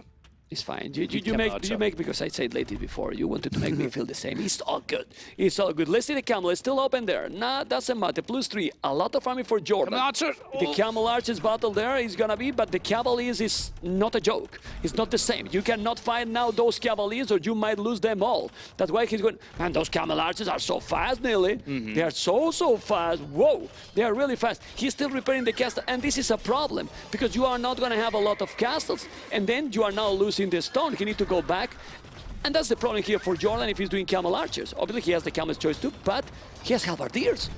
So if you don't have castles, you cannot produce those unique units. And he has one castle only. But still 28 left. Maybe you could even consider attacking into Maghrabi Camel, meaning that your Camel Archers are going to heal here. Oh, that gold. Ooh, Yeah, he denied 200 that. HP. See, he's gonna take it. He's not deleting that one. He's not removing, so he's losing that stone center. That's good. He's still doing another one close. He's gonna mine the stone there. He can see that stone center. So let's see. Military numbers now. Amazing. Look at the score now, nearly. Now he's not starting to lie. This is Cavaliers and a lot of Halberdiers. The combination is absolutely deadly because now the Cavaliers take the Camel Archers. And those Camel Archers are not like Magundais. They don't take the trebuchet that fast. So he has to run away, and then the Halbs take the Camels. I like the position for Dogao, really. Feels like the army composition makes a lot of sense here. That's a nice castle at the side. Jordan needs to focus down the Halberdiers with his Camel Archers. Then the Camels take the fight. They're horrible against Halberdiers. Now the uphill fight. I think this could be good for Jordan. He has the better numbers, but could be cost efficient for Dogao at the same time. Let's see. Remember that the Halves are very cheap. This is a big battle. The Camels are in front. The Halberdiers are coming. The Cavaliers are dropping the number, but he's still spamming. His economy is amazing. The castle is down. There is no more castle for Dogao and for Jordan. But if he's doing now here a castle Dogao, he has the stone. He'd make the castle there, and then he has all the map control. Oh, I'm not my sure if I like this God. fight by Jordan. I think going back and forth a bit more could have been an option. Had to chase down, couldn't really expand towards the gold enough, and those Halberdiers were just tracking. Yeah, he's taking absolutely everything. Those are amazing. Now all the villages here are getting down as well. The next step probably for Dogao gonna be a castle there. The score still looks very close because the population is really, really close. Cavaliers for Jordan, desperate move, because when your opponent had Halberdiers and better Cavaliers, what you can do with those Cavaliers, Nelly? Not that much. They are cheaper, so you're trying to play with your mobility. The ideal thing to go against that is obviously Halberdiers, not an option here for Berbers, and Jordan probably doesn't know what he should go for now. Yeah, because now he's running out of options. Lost the castles. It's an option to go Camels and Hand Cannoneers. I didn't even know Berbers had hand cannoneers, so They do have. They have them, okay. They have. It just takes so long to get there, right? With chemistry, with like, even then against Paladin the Abrid! What? Paladin Abrid by Dogao, 55 farmers, Paladin Abrid, and he does have chivalry. Men, 200 population, and this guy was not prepared for the tournament? Imagine if he was prepared, really. Crazy. Amazing performance by Dogao. And yeah, Cavaliers taking the full control, and we kind of saw it coming, right? That the Halberdier Cavalier spam is tough to stop for Jordan, and he got his dream matchup. He got Berbers against Franks, but just so much control from Dogao this whole game. 4 relics and now the massive raids, and Jordan running out of options. Economy for Dogao, I mean, Frank's economy. He got crop rotation for free as well. It's amazing. Civilization, very, very strong. And those are Paladins coming. JJ Cole, Dogao is taking the lead. And we have to recap here that Dogao won of the day. He was 2-1 against Villese, and now he's already 1-0 against Jordan. No matter what happened, his performance is pretty sick. And those units are still there. Okay, Production really wants to see Bengalis play. Red Bull Production want to see Bengalis. So Bengalis has to happen, and it's gonna happen at some point, but not now. Anyway, pretty impressive. Absolutely. And, well, we still have both home maps, right? Jordan can still play whatever he prepared on Moraz. Dogao still has Arabia. And Jordan, well, that was not really going to plan there. Camel Archer play, and couldn't really dwindle down those night numbers. Great economy behind it for Dogao. I think now Dogao feels pretty well because he's thinking, okay, Arabia, and I mean, Jordan can play in Arabia exactly, perfectly fine, but feel confident now. What in Moraz now then? What we are going to see from Dogao and from Jordan? I think kind of has to be Dravidians against Bulgarians, is what I would expect on Moraz. Yeah, feels very likely. By the way, Dogao, I've been saying it for, it feels like 4 years now. Probably the player that is getting way higher ratings from other top players compared to fans. Like if we do a ranking of the top players in the world, if we only consider, like if we only ask like fans, he will get like 15, 16 something in the world ranking. But if we ask the top players, he often got something like around 9, 10 spot in the world. And people really fear him because he's so deadly in those macro games. Dogao told me last night while we were walking to the dinner that he felt that he could have done against Velese. He felt he did some mistakes and he could have been already qualified. So, and Velese has been playing really well. So let's see what is going to happen. Well, let's take a look. Obviously, Jordan has the choice. Could technically go for Maras's own map. Could technically pick Arabia from Dogao. And okay, well, we will see. I think Moras makes a lot of sense. Just take your game win there and then go into the 1-1 with a lot of confidence and then play Arabia as the final decider. Could be something with a prepared strategy here for Jordan. I think it's just so easy for Dogao to already have confidence and then go into Arabia. Moras just feels very likely to me. It's still not working, Nelly. I'm just looking at the monitor. You see there, it's still not working. I'm trying, guys, but it's not working. We're gonna see it in a moment. In a moment. You saw I saw 3 players. It's the only thing but the third player is the admin. It might be Crasini there. Yeah. Checking that everything is all right, controlling absolutely everything. Well, this is... I mean, we have the Viper, Tatot, Hera, and Velese in quarterfinals.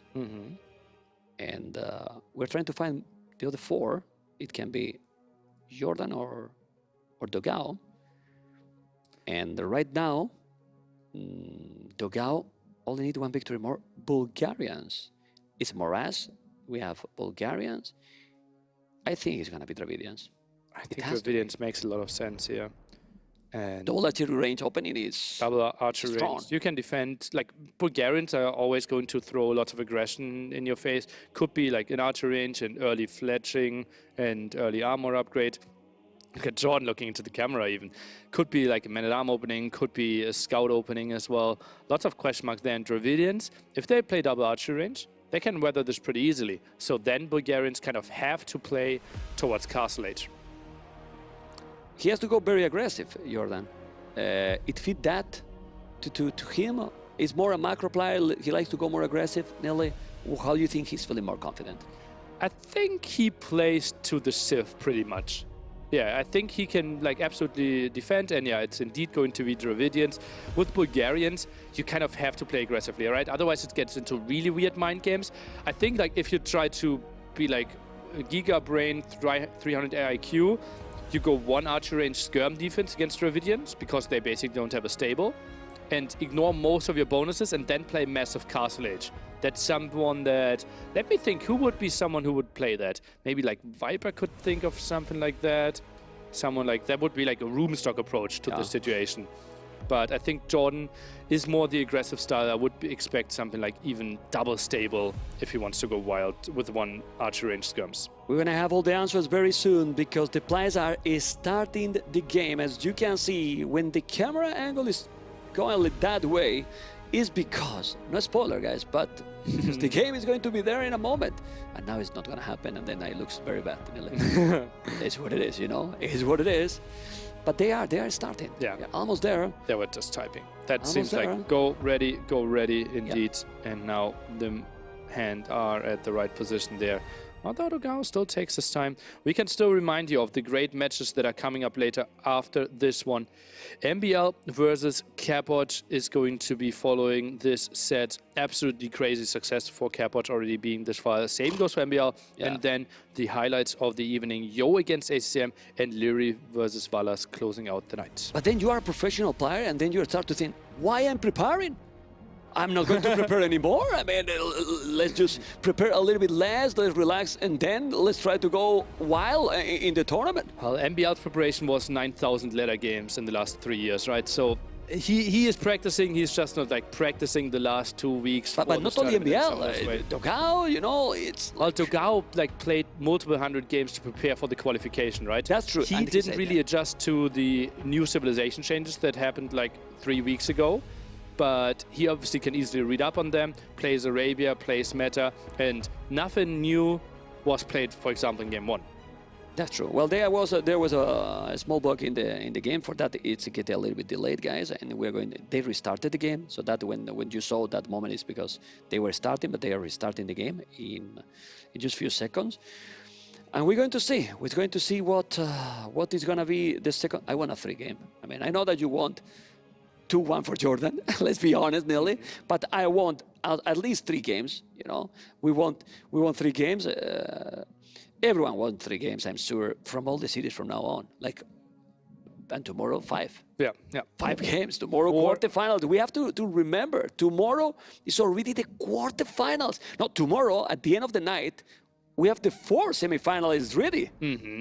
It's insane. Semifinals and finals next Saturday in front of a live crowd here in Heidelberg in a castle, and should be like an epic atmosphere there for sure. Even more pressure on those 4 remaining players. Today there were already fans, there were already people in the castle. Hey, man, can we go inside?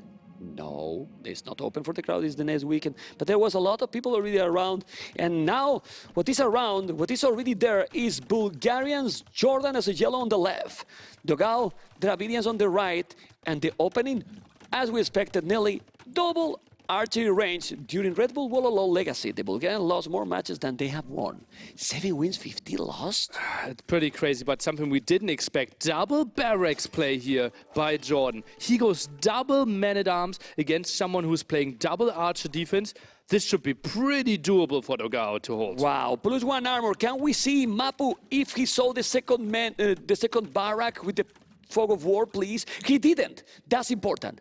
That's important because maybe, well, still, he's gonna mass arches anyway. But he sees the armor now, right? Yeah. So he could maybe consider, wow, why did you take into armor? What's happening here? And man-at-arms, well, let's see how much they can overwhelm. Jordan has 2 villagers on gold, so production can continue and can pressure this one quite nicely. Even a stable to follow up. What is this aggression, man? Wow, he's going now with the stable, double barrack stable, but there is not too much investment then, because you don't have food. Well, 21 on shorefish, man. Fastest food income you can have in the game. Looks pretty solid to me. Yeah, well, it's quite a lot. We see Dogao with a lot of idle TC. A lot of idle TC already, almost a minute. We're into minutes. He's been idle TC all the game. I mean, well, 34 villages, 32, 2 villages behind, and, well, maybe he's surprising his opponent, but he has good army, Dogao, and now Jordan housed it. This is exactly what you don't want. You're going double barrack, stable. He's housed it for a while. Oh, man, oh, man. Now he's not housed anymore. There is another man-at-arm here. It's going all over, but he's going to take a player. It's quite some aggression, but it's still like, okay, the 0-0 didn't kill any villager. It's not working yet.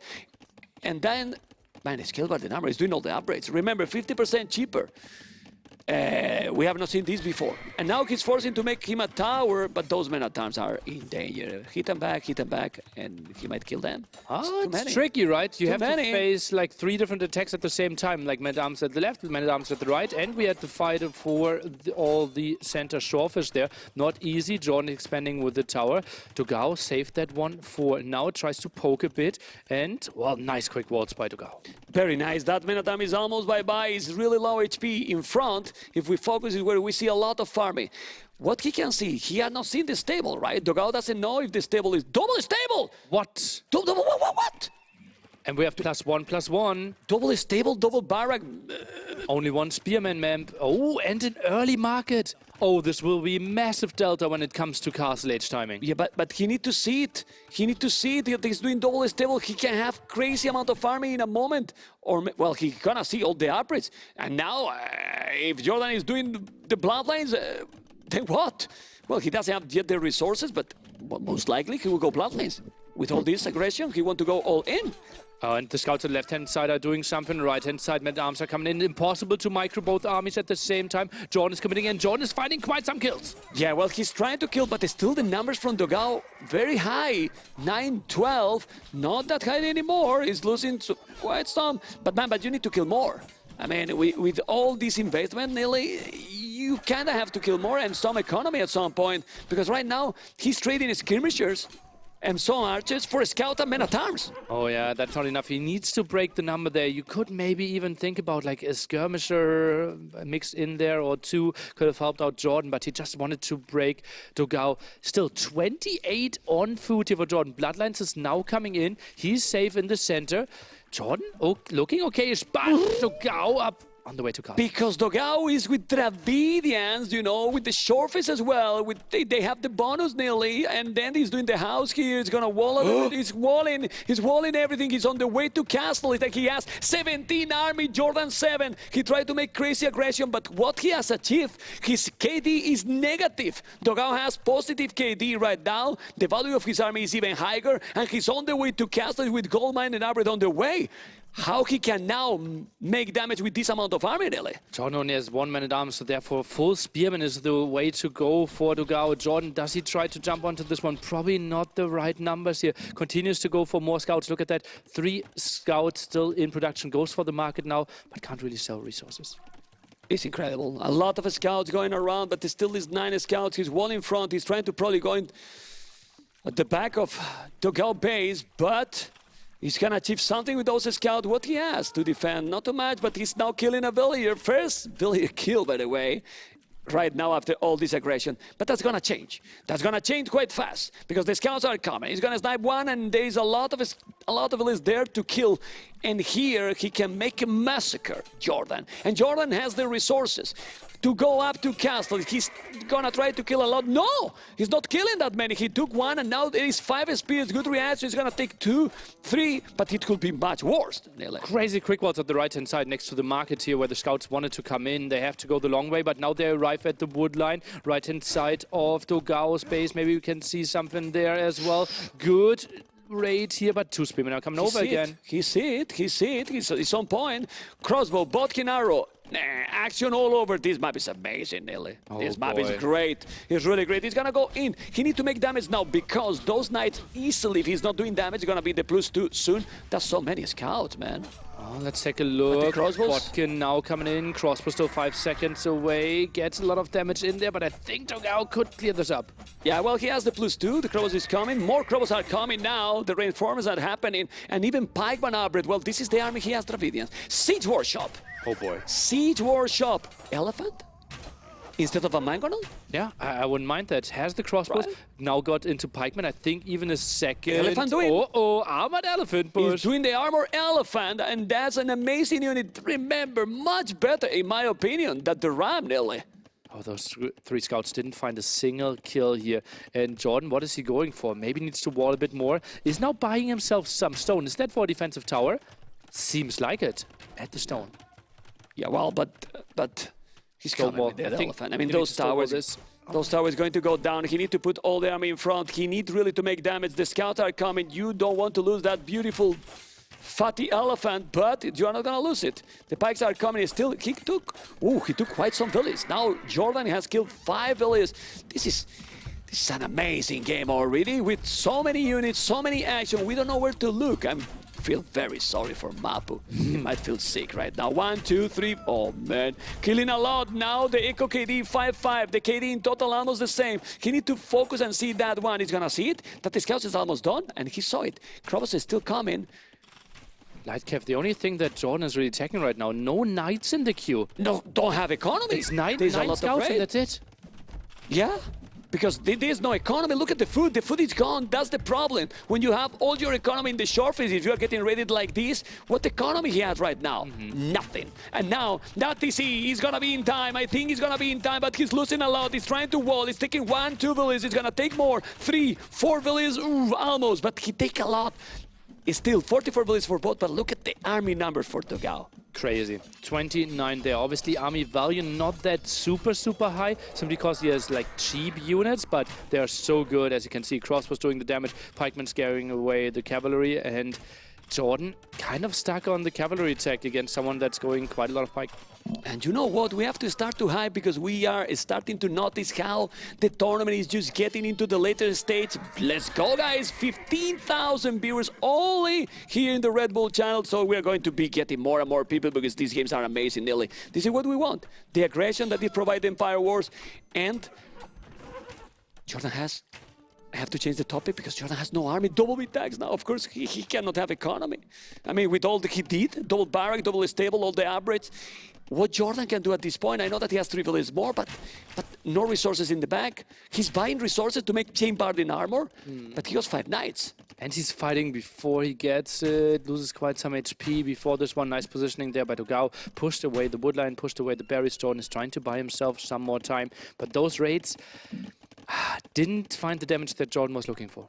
Yeah, crazy. Well, the archers keep coming. There's still 1 elephant on the field. He's now going to take that down. Only 1 town center, Dogao. Remember that, well, Travini says that's a civilization with no mobility at all. The cavalry is just, well, there's no cavalry. I mean, they don't have. So what now? Do you think he should boom a little bit more, keep pushing? What? Because we forgot about Bulgarians. He can drop a Krepos and maybe all this aggression is gone. 8 on stone, and if you have multiple Krepos, like 2-3 Krepos, and you're controlling the full shorefish area, and then it's pretty easy, like conic aggression, and then it gets really ugly for Dogao here. Siege Workshop, not really producing anything, still struggling a lot with the resources. First Krepos. Let's see if Jordan is trying to defend or if he's going... But probably here.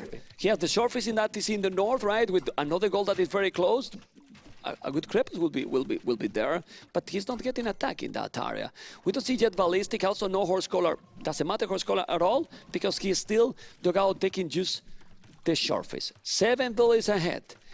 Well, if they can keep going and not killing anymore, now the boom is gonna be... Ooh, it's a forward Krepos, whoa! That's a good one. That's a really good one. Taking the shorefish, man. But not a lot of villagers can work there. Like, how many villagers can you get there?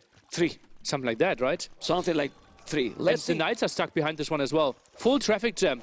Yeah, but there is... Look at this! 2! Man. 2! What is happening? Whoa, well, but there's no army. He's replacing but where he's gonna... What? Disrespectful! It's disrespectful! That Krepos is completely disrespect. You know, it's against the rules of the tournament, Nelly. Anyway, now this is against the rules of everything because he's taking so many villages, doesn't have any army there, and now, oh man, the knights are just coming, he's raiding the villages. The pikes are not enough, he's doing a disaster, a massacre on Dogao economy. And this gives you so much control over the shorefish. Left-hand side is pretty tricky as well. If Jordan somehow defends this area, he's in a brilliant position. He definitely is. He's already with 15 villages more, yes. But Dogao army, what? He has more army than village, Nelly. He has 46 army, 44 village. What is this? He got so many. Sorry, guys, for crying. I'm very, very sentimental guy. And when I see this amount of army, the Krepos is up. Now you have to move. But where are you going to move? Here, there's a mangonel, and now that mangonel is going to take the pike or not? No, it's too many crossbows. Maybe ground attack, maybe ground attack. Oh, that's the problem with this army. A big badaboon there, and all your army is gone. But no, he defended quite well. Yeah. Where he's moving his economy? Because he needs to shoot a bit more before it dies. Could have had 2-3 juicy shots. Those are still some exposed villagers here, man. I mean, this is wild game. 4 villages on foot for Jordan. 8 for Dogao. After 20 minutes, they have less villages than a few minutes ago. You know, like, it's just crazy. Pikes and Krobos going around. Dogao is still on 1 TC, he's adding the second, and he's raiding all those villages that were exposed, because I don't know why he left it there. TC is just happening. The score difference is not too much. The problem is that Jordan has no army. Tries to defend with 1 Mangonel and 1 Scorpion. Now I think going for Conic overnight makes lots of sense here. Already has some upgrades even for the dismounted ones. Sorry that I interrupt you. Look at the Mangonel and the Scorpion. The TC is going to be up. It was about a half a badaboom with the hill advantage for that Mangonel. Can do a lot more damage as well. He's going to take that or not. Well, 1 villager down, 2 villagers down, 3 villagers down. He's going to take more now. He's going to eat the town center. Those archers need to go away. Village is still big difference for Jordan. So if he hold kinda and not getting a lot more damage, his boom is gonna just explode in comparison. Jordan is in a good spot. Honestly, he can build another Krepos. A Krepos where? At the left-hand side. Building? Left-hand side. Left-hand side. Further over there, indeed. Ooh. Another like traffic jam Krepos. So you can build it on open ground, Jordy, and then he's controlling all the shorefish. Yeah. He's still at 1. I think Jordan is at 1 farm this whole game. Well, the truth is that the surface is not going to last forever. He's buying the food as well, a lot of pikes. I mean, with this aggression and so many archers, wouldn't be worth it. I know it's expensive, but ballistic here makes sense, I believe. Yeah, it helps out for the town centers as well. Pikeman is your main unit right now, though. Ooh, loses quite some here. Why he's sending this army here? He probably misclicked or didn't notice because that was not good. There's so Definitely much not happening good. at the same time, right? Raids are coming, the next Scrappers on the left-hand side wants to deal with this. This army needs to be safe against the double mangonel, so pretty easy to look better at one of those 5 spots that he has to look at. He's still taking the short. Ooh. He's spamming Armored Elephant. Let's say that with the amount of army he has, if he has like 3 Armored Elephant, the Cripples die. If you get like 2 Conics in front of it, it's kind of easy to okay. defend again, but yeah, I can see. Also, we have some mangonels. Now, I'm not really sure where they are, but one mangonel behind this one could really help against the elephants. Yeah, we will see. The Mangonel and the Scorpions are coming and just behind that one, so might defend even more with that super overcrowded area. Definitely he will. What happened in the north? In the north, is the Pikes going away? No, it's the Archers there. Oh God, he's killing now many villages. Here with Ballistic, will take all the villages. And now he's missing so many shots and he's losing so many. That wasn't a good one for Dogao. It's still 20 villages behind, but all the time producing army. All the time with the numbers, and population is still ahead for Dogao. But at some point, you will need some minimal economy. And right now, it's not happening, Nili. Jordan, after booming now for quite some time, is starting to go for some Conics and might even find the kill against the Mangonel. Indeed, he will. 40 on food for Jordan as well. His food income is just crazy. Yeah, that's 40 on food. And another Conic probably coming. He's mining a stone there. But maybe he's not going to have a lot of time to mine a stone there, because I wouldn't be surprised that the next Conic is going to happen in that area. Anyway, the game keeps going. But Jordan, no army. Squires for what? For villagers? He has no infantry. Well, dismounted Conics maybe. 4 elephants, but he's sending the elephants lonely. Can you go to the south, Mr. Mapu? Because those elephants is very important. He's sending them lonely. There's a Mangonel. He's coming with the Pikes, but the Pikes will be there already. That elephant is gonna suffer. All the elephants are gonna suffer. This is not good. This is really not good. Another elephant more is gonna take the knives, yes, but the Mangonel has to be killed.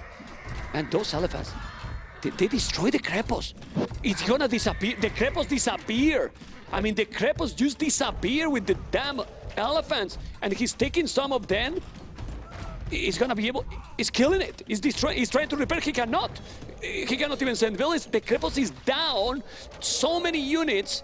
Oh, man. This was also costly, man, right? Yeah, 6 elephants. Oh, those are big shots as well. Like 5 elephants or something that went down. Like, he lost also like 6 pikemen with this one. Resource-wise, this was a good trade for Jordan. Obviously, he wants to hold this position. Wouldn't be surprised if he tries to rebuild the Crepos at a very similar spot. But this is why Dravidians is tricky. Like, at this point, if he has a couple of knights, you can clean all that. But this civilization don't have the knights, don't have cavalry at all. I mean, you're not gonna make light caps to kill that, or you think it can be a possibility. I don't know. Population, 66 villages, 95. And now Dogao doesn't have that massive advantage with the military anymore. Jordan sees, okay, you're going mass pikemen, then let me go for mass longswordmen, a unit that we barely see, but obviously in a good spot if most of the crossbows are dying here. And Jordan looking like a crazy defender. Look at the KD, man. It's looking really, really well. The Echo KD even is ahead now. The total KD is much better. Population is definitely really, really good. And I really believe that we're going to see Arabia, Jordan versus Dogao, because right now, with almost the same amount of army and 35 villages more, how you're going to recover? The army is going down, those crows are going to go down. This is looking good. Oh, the German is ba-ba-boom, bye-bye. Those archers is doing another TC in the south. He's trying to make some echo now, but now Jordan used the handcart even. Well, handcart, but not all the upgrades. You know, he's missing everything else now doing the bozo. He just need to spam now. And handcart really helps with shawfish as well, right? Because they have to walk quite a bit, and it really helps you if they are really overcrowded here. And they have to walk less often, even getting some relics here. Will be 2 against 2 relics for now, 1 still at the bottom.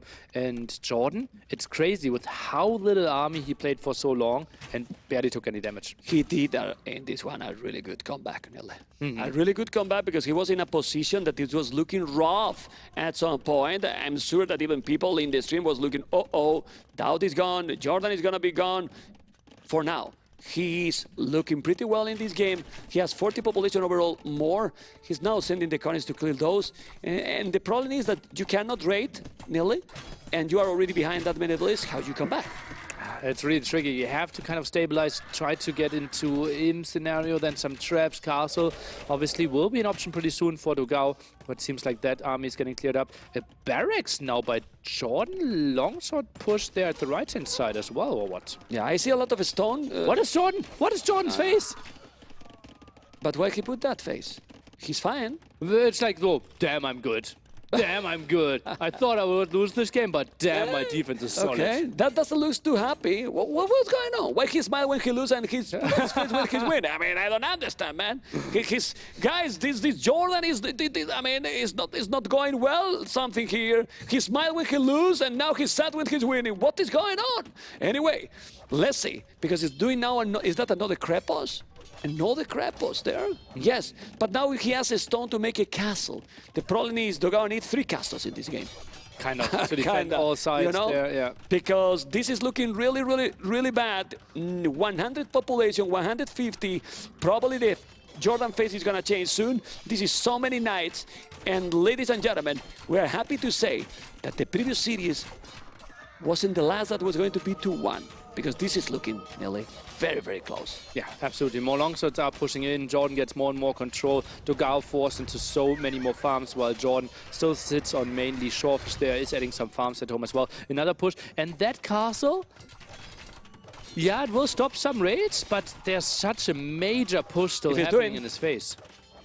Yeah, he's pushing a lot. He's really pushing a lot. Jordan now, look at Jordan economy. Amazing economy now, because he's about to click up to Imperial. Only need to sell 100 food more, or not even. He's getting the goal. He has 2 relics both players. He's about to click up to Imperial. And if he's not calling the DG before, I really believe that with that score, with this rating, when he reach Imperial Age, Dogao will call it. Because this is absolutely massive advantage now for the German player. Has to be happy with this one for sure. Yeah. Now needs to make sure that he gets onto traps. So the next stone investment should not be the Krepos, but should be a castle. Could be a bit more defensively so that he can decide where to go with his traps. Just needs to clear up Dogao's castle eventually to get more raids in at the top. He could get a lot more efficiency with those Krepos and everything, because he's not here having fletching, you know. Now he's doing all the economy upgrades, but still probably he doesn't feel that he's needed. He's 50 villages already now. 50 villages ahead. Stable. Yeah, he can raid. I mean, and cavalry from Bulgarians is just amazing. I don't think he has a castle. And with castles, you can make stirrups, 33% faster attack for the cavalry, which is amazing. He's going to make another here. There you go, another Krepos. He has so many, but 1 castle will be needed at some point, or maybe not. Ballistic now on the way. Believe that Ballistic was at that moment that he got like 50 army would be brutal. Now he's taking more villages down. It's almost double like, okay, it's a great game here. But I think by both, honestly, Dogao was trying to use his civilization. Was doing really well, but Jordan has been moving really well as well. Good macro here, and with little army, controlling pretty well and minimize the damage. Yep. We should be really impressed there for sure. And at the bottom, we now see some expansion. Dogao only 21 on food, even has to buy more food, but look at the price already, 155 gold investment to get 100 more food, while Jordan, he's just sitting in the center, gets more and more shorefish for himself. Arguably over booming now. Look at that, still 17 more villagers in the queue. That's a pretty wild thing there. And barely has any units, but now he listened. Cancelled. He listened. No, guys, we promise he's not listening. He's not listening. We are really far. And ladies and gentlemen, game number 2, it's over. Jordan 1, Dogao 1, GG call. Amazing game. I mean, I don't remember one moment that we are shut up like, what is going to happen? It was happening all the time. Yeah. All the time. This map, absolutely beast map to see this kind of aggression, honestly. 1-1 undecided game. Yeah, so sick there by Jordan, and I was really scared at the opening. Remember, double stable, double barracks, and Dogao defended with all his archers. Doubled everything. He did seriously. I mean, it was crazy. It was crazy. It looked like he's not happy with his performance. Jordan, well, he still knows that he has a colossal task in front of him, right? Maybe he still feels a bit like, oh god, game 1. If I just played Berbers a bit differently there, it could have been a 2-0 for me now. Because he knows Arabia, and he has no idea if he faces Goth or Vietnamese. Oh, wow. So look at now the moment. He's thinking now, I mean, if you go still the Mayans might have a an advantage, but if the game go longer and the games are being long, you don't kill the gods with the Mayans. Yeah, I think In the long game, I think I might even go Magyars. Early feudal age pressure, like you are guaranteed to be really in a solid spot against Ghost, and you're absolutely fine against Vietnamese as well, I believe. and in the late game, Magyars Yeah. with the unique units, with the cap archers that are great. I mean, they are strong. I'm too scared. I'm going Magyars here. If I'm Jordan. Okay, And if I'm Dogao, I don't know how crazy I am. Like, he's gonna go gods, I think. No, like God can do more or less similar against both. Like better against the Mayans and against Magyars. Obviously, better is Magyars, but Vietnam is better. Might be a little bit better than gods against potentially Magyars. Did I just say something and didn't realize? Whoopsie. I don't know. Apparently. Chat is going pretty wild. Yeah, Dogao still pretty confused. So against What's going Magyars, against potential Magyars, Vietnam a little bit better than gods, on? I would think so. Yeah. but not against Mayans. Vietnam, well, archers. It's just like It's difficult because Mayans is don't see difficult. Goth. Yeah. Well, I want to see gods actually. I You don't see, but I Goth. want to see them. Yeah. I want to see them, but I don't see them, especially on Arabia. Something like an enclosed. I could see some wild scenarios where you can play them, but on Arabia, it just feels like, especially like with some very open generations, you can just easily die early feudal age. Has to be Vietnamese. Let's see. Let's see what is going to happen. Dogao won. Jordan won.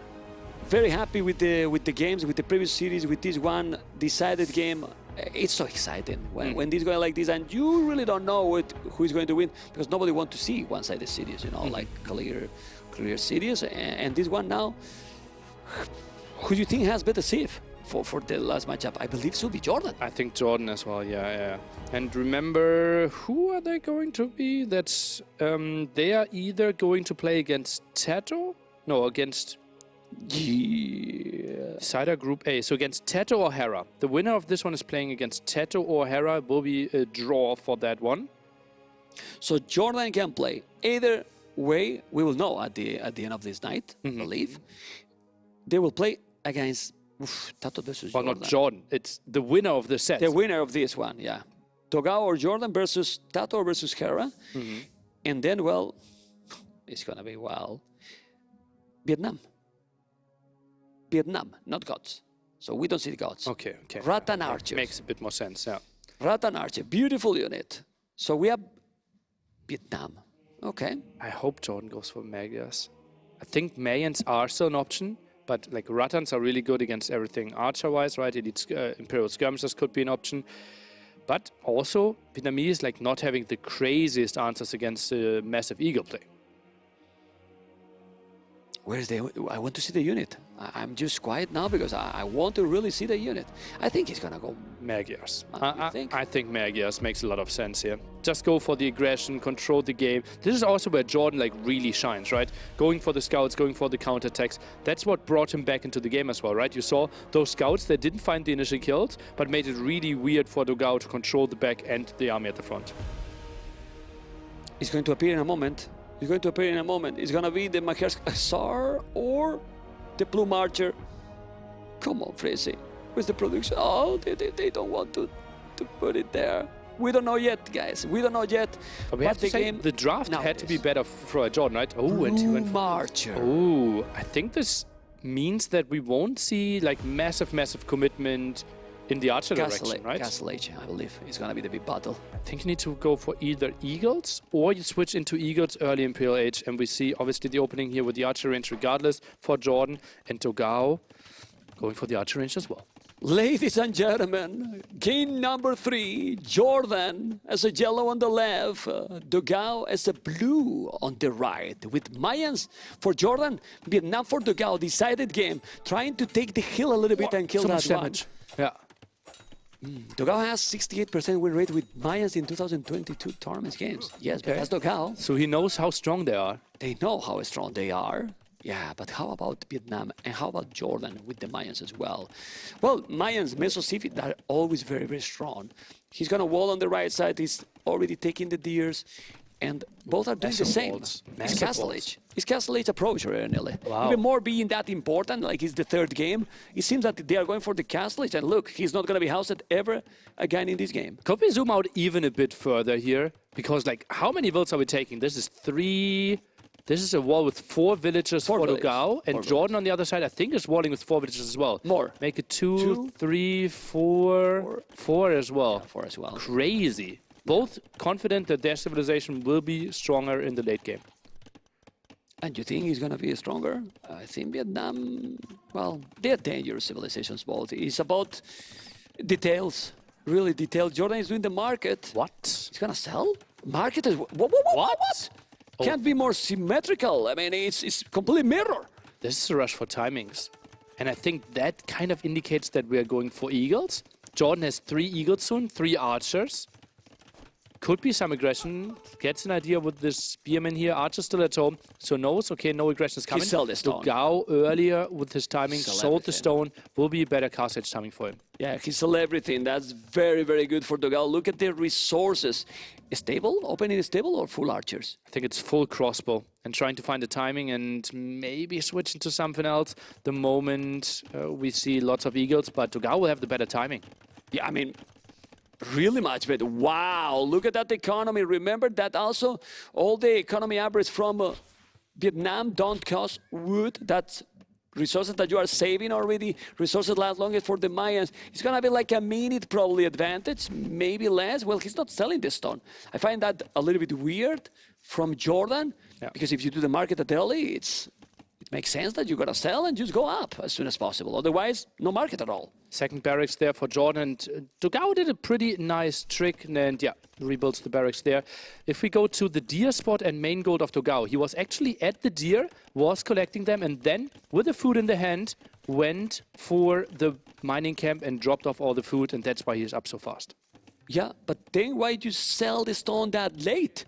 Do you have sell the stone at the end? Do it earlier? It's going to be a better price. He didn't. His and market now, well, was later than Dogao's, regardless, right? It was 2 seconds. Yeah, And, well, you, if and it's they sold- didn't know. Well, okay. Anyway, the archers are coming here for the guy. He's going to clean that army probably. There is 1 minute difference. Exactly what we were mentioning. 48 population, 47. And full archers. We are not probably going to see eagles. I think we're going to see eagles, Nelly. Look at the queue for Jordan. He's not going for the archers. Oh no, eagles. Last 2 archers left, and how he is losing them, Dogao knows. How they moved there, and he should prepare. Now the big question is, double archer range, are we playing full crossbow? How much are we trying to pressure here? We will have a good timing. Are we adding something to buffer in front of those crossbows? And Nelly, this is strategy for the Mayans. I like it when you are ahead going up. But when you are behind and your opponent is going to have the crossbows before and he can go, he might be able to punish his opponent. Yeah, Dogao might have a pretty good timing. Archers are going back. We have to wait for those upgrades. Armor is coming in here, Jordan. So 16 on wood. That's quite a lot for 3 TC all in. That scout is being crucial because he see all the time what his opponent is doing. Now he see all the eagles. Not anymore the scout crucial. And now the archers with the bodkin are there. He see the barracks. He know what is happening. And then the following what? Ballistic or stable, Nelly? Jordan. Or Thambrin, because in those face-to-face, maybe Thambrin is even better than... 13 on food, kind of tricky to afford Thumbring. It will be eagles. I think ballistics could be a very reasonable thing here for Dogao. S14 crossbow going out on stone feels so weird for Jordan. I don't understand that at all. And it will be archer range number 3. Wow. He's going full on archers. He's confident that with the archers, he can micro properly and know and dominate. CA! Domination. He's switching Cap to CA. archers. More HP for Vietnamese. Yeah, need bloodlines, need husbandry, need quite some upgrades. Or it's okay, those camp archers without... Whoa. Well, they are stronger, obviously. They have more HP, they have the mobility. And he has still a lot of crossbow. He's going camp archers, man. He's going camp archers with Vietnam. We didn't see this coming, and... Well. Oh, dear Dowd, love it to go with the Cavards. Let's see how many units he's gonna kill. The KD now is impressive. He's amazing. He's really, really good, I think. 9-4. Now, if he's getting closer, he's probably gonna catch up that one. But he's doing a really, really good job with the archers, Nelly. Yeah, love that. Look at that, how the Eagles are not really getting there. Jordan also not trying to overtake and then take the fight from multiple sides. It's trying to chase down. And Dogao is beautifully using that hill and wood, so like terrain usage perfection. Daily 1 point more for Micro, for Dogao, for the next one. And now the Cavards are there. He need to mass the numbers. He's taking a lot. Look at the KD. He's doing absolutely amazing. Both with one tone center, doing another barrack. What is the following? Keep massing army, because what about the siege war shop? Fourth barracks. He Fourth sent a barrack. villager in the center, but got pushed away because the reinforcements were too good. Now tries detour there, goes for the cross push. Should be an easy clear up. Right hand side, the CA numbers are looking pretty solid though. He's double the army, guys. He's double the army. 7 players more. He's playing absolutely amazing. He's going with the siege workshop, but all the E's are on the left. On the right is only that villager. He's walling, and what is that? Stable. A stable. The stable might take with a couple of knights. In then he's just taking the mangonel. Yeah, absolutely an option there. Villagers a bit exposed, need to move away. Jordan does exactly that. Eagle count at 14, 6 more in the queue. 4 barrack as production, still pretty solid. Will get to reasonable numbers pretty quickly. I think he can clear up the crossbow numbers pretty easily, but CA obviously can run away. Yeah, the Cavards can go away. Let's see what is going to happen. The numbers is increasing and increasing. The Eagles are always scary, Nile. The Eagles, ladies and gentlemen, are always scary. The Eagles are coming. It's still Michael. It's still Michael, but well, the Cavards are just running and keep focus on the crossbows. On the right side, remember that the mango is going to be ready soon. Doesn't have yet. He's selling some wood to get probably the mango or just keep the production. It's so many Eagles. The mango also happening there, but the KD is not that big difference anymore. As you can see, 18, 14, he's doing the husbandry. We don't see yet the bloodlines. Who is getting a better trade here? Nelly? It's so much easier to play for Jordan here, right? Because he just sends in the units and then can focus on production, can focus on something else, while Dogao constantly needs to use his units, had to micro 2 groups, was really pushed to the limit there, did as good of a job as he could, found lots of good kills, but soon mangonels will be popping, and then Dogao needs to be really careful. Well, now it's only one group because all the archers are in the hell. They are dead. He lost absolutely everything. Military numbers is still the same.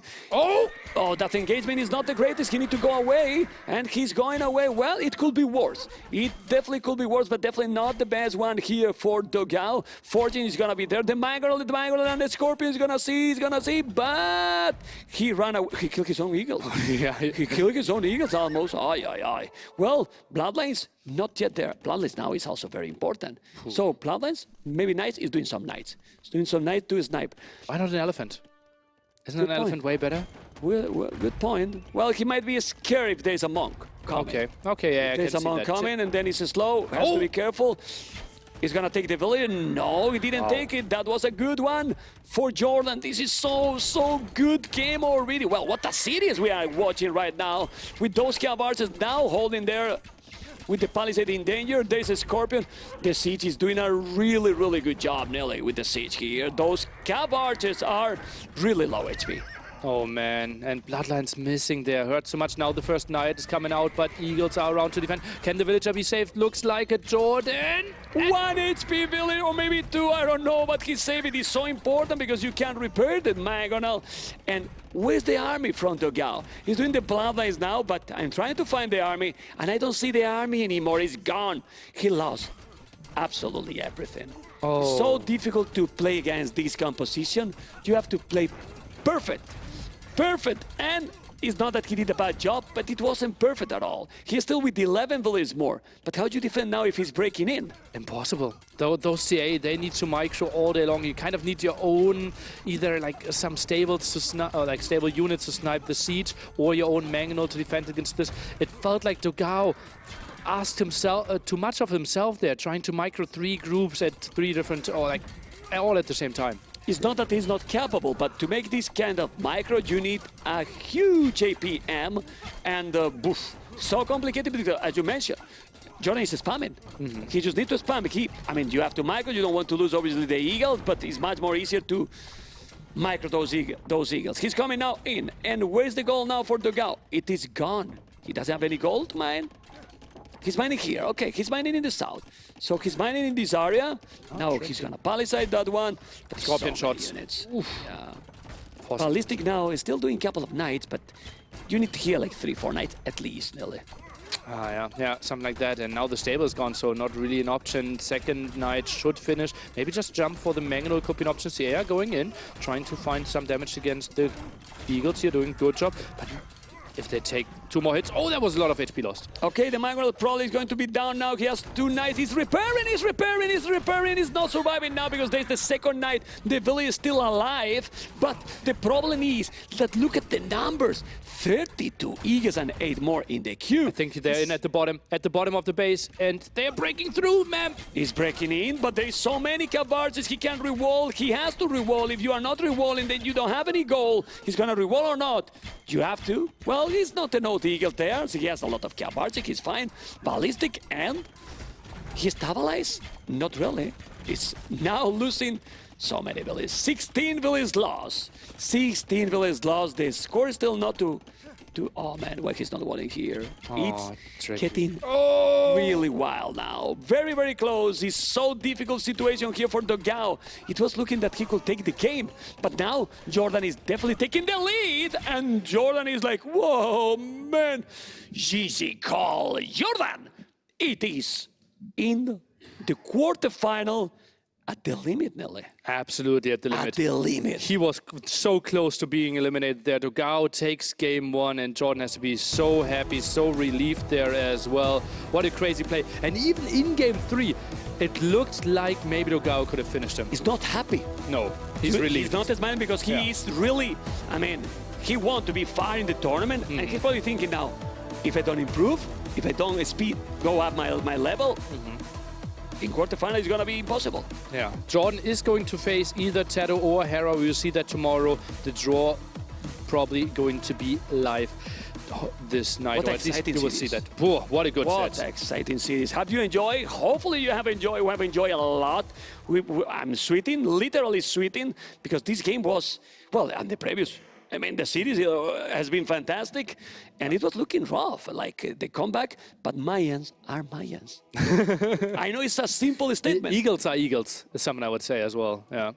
Oh man, and Morash looked pretty tricky for him as well, right? After the Archer ball was there, so Jordan basically like 2 comebacks. Game number 1 really shaky, crazy set. Crazy set, absolutely crazy set. Mayans are Mayans, that's absolutely truth, but how difficult are the Eagles if you really don't have the perfect micro and production? Because he was looking rough, but he added more barracks. He was spamming.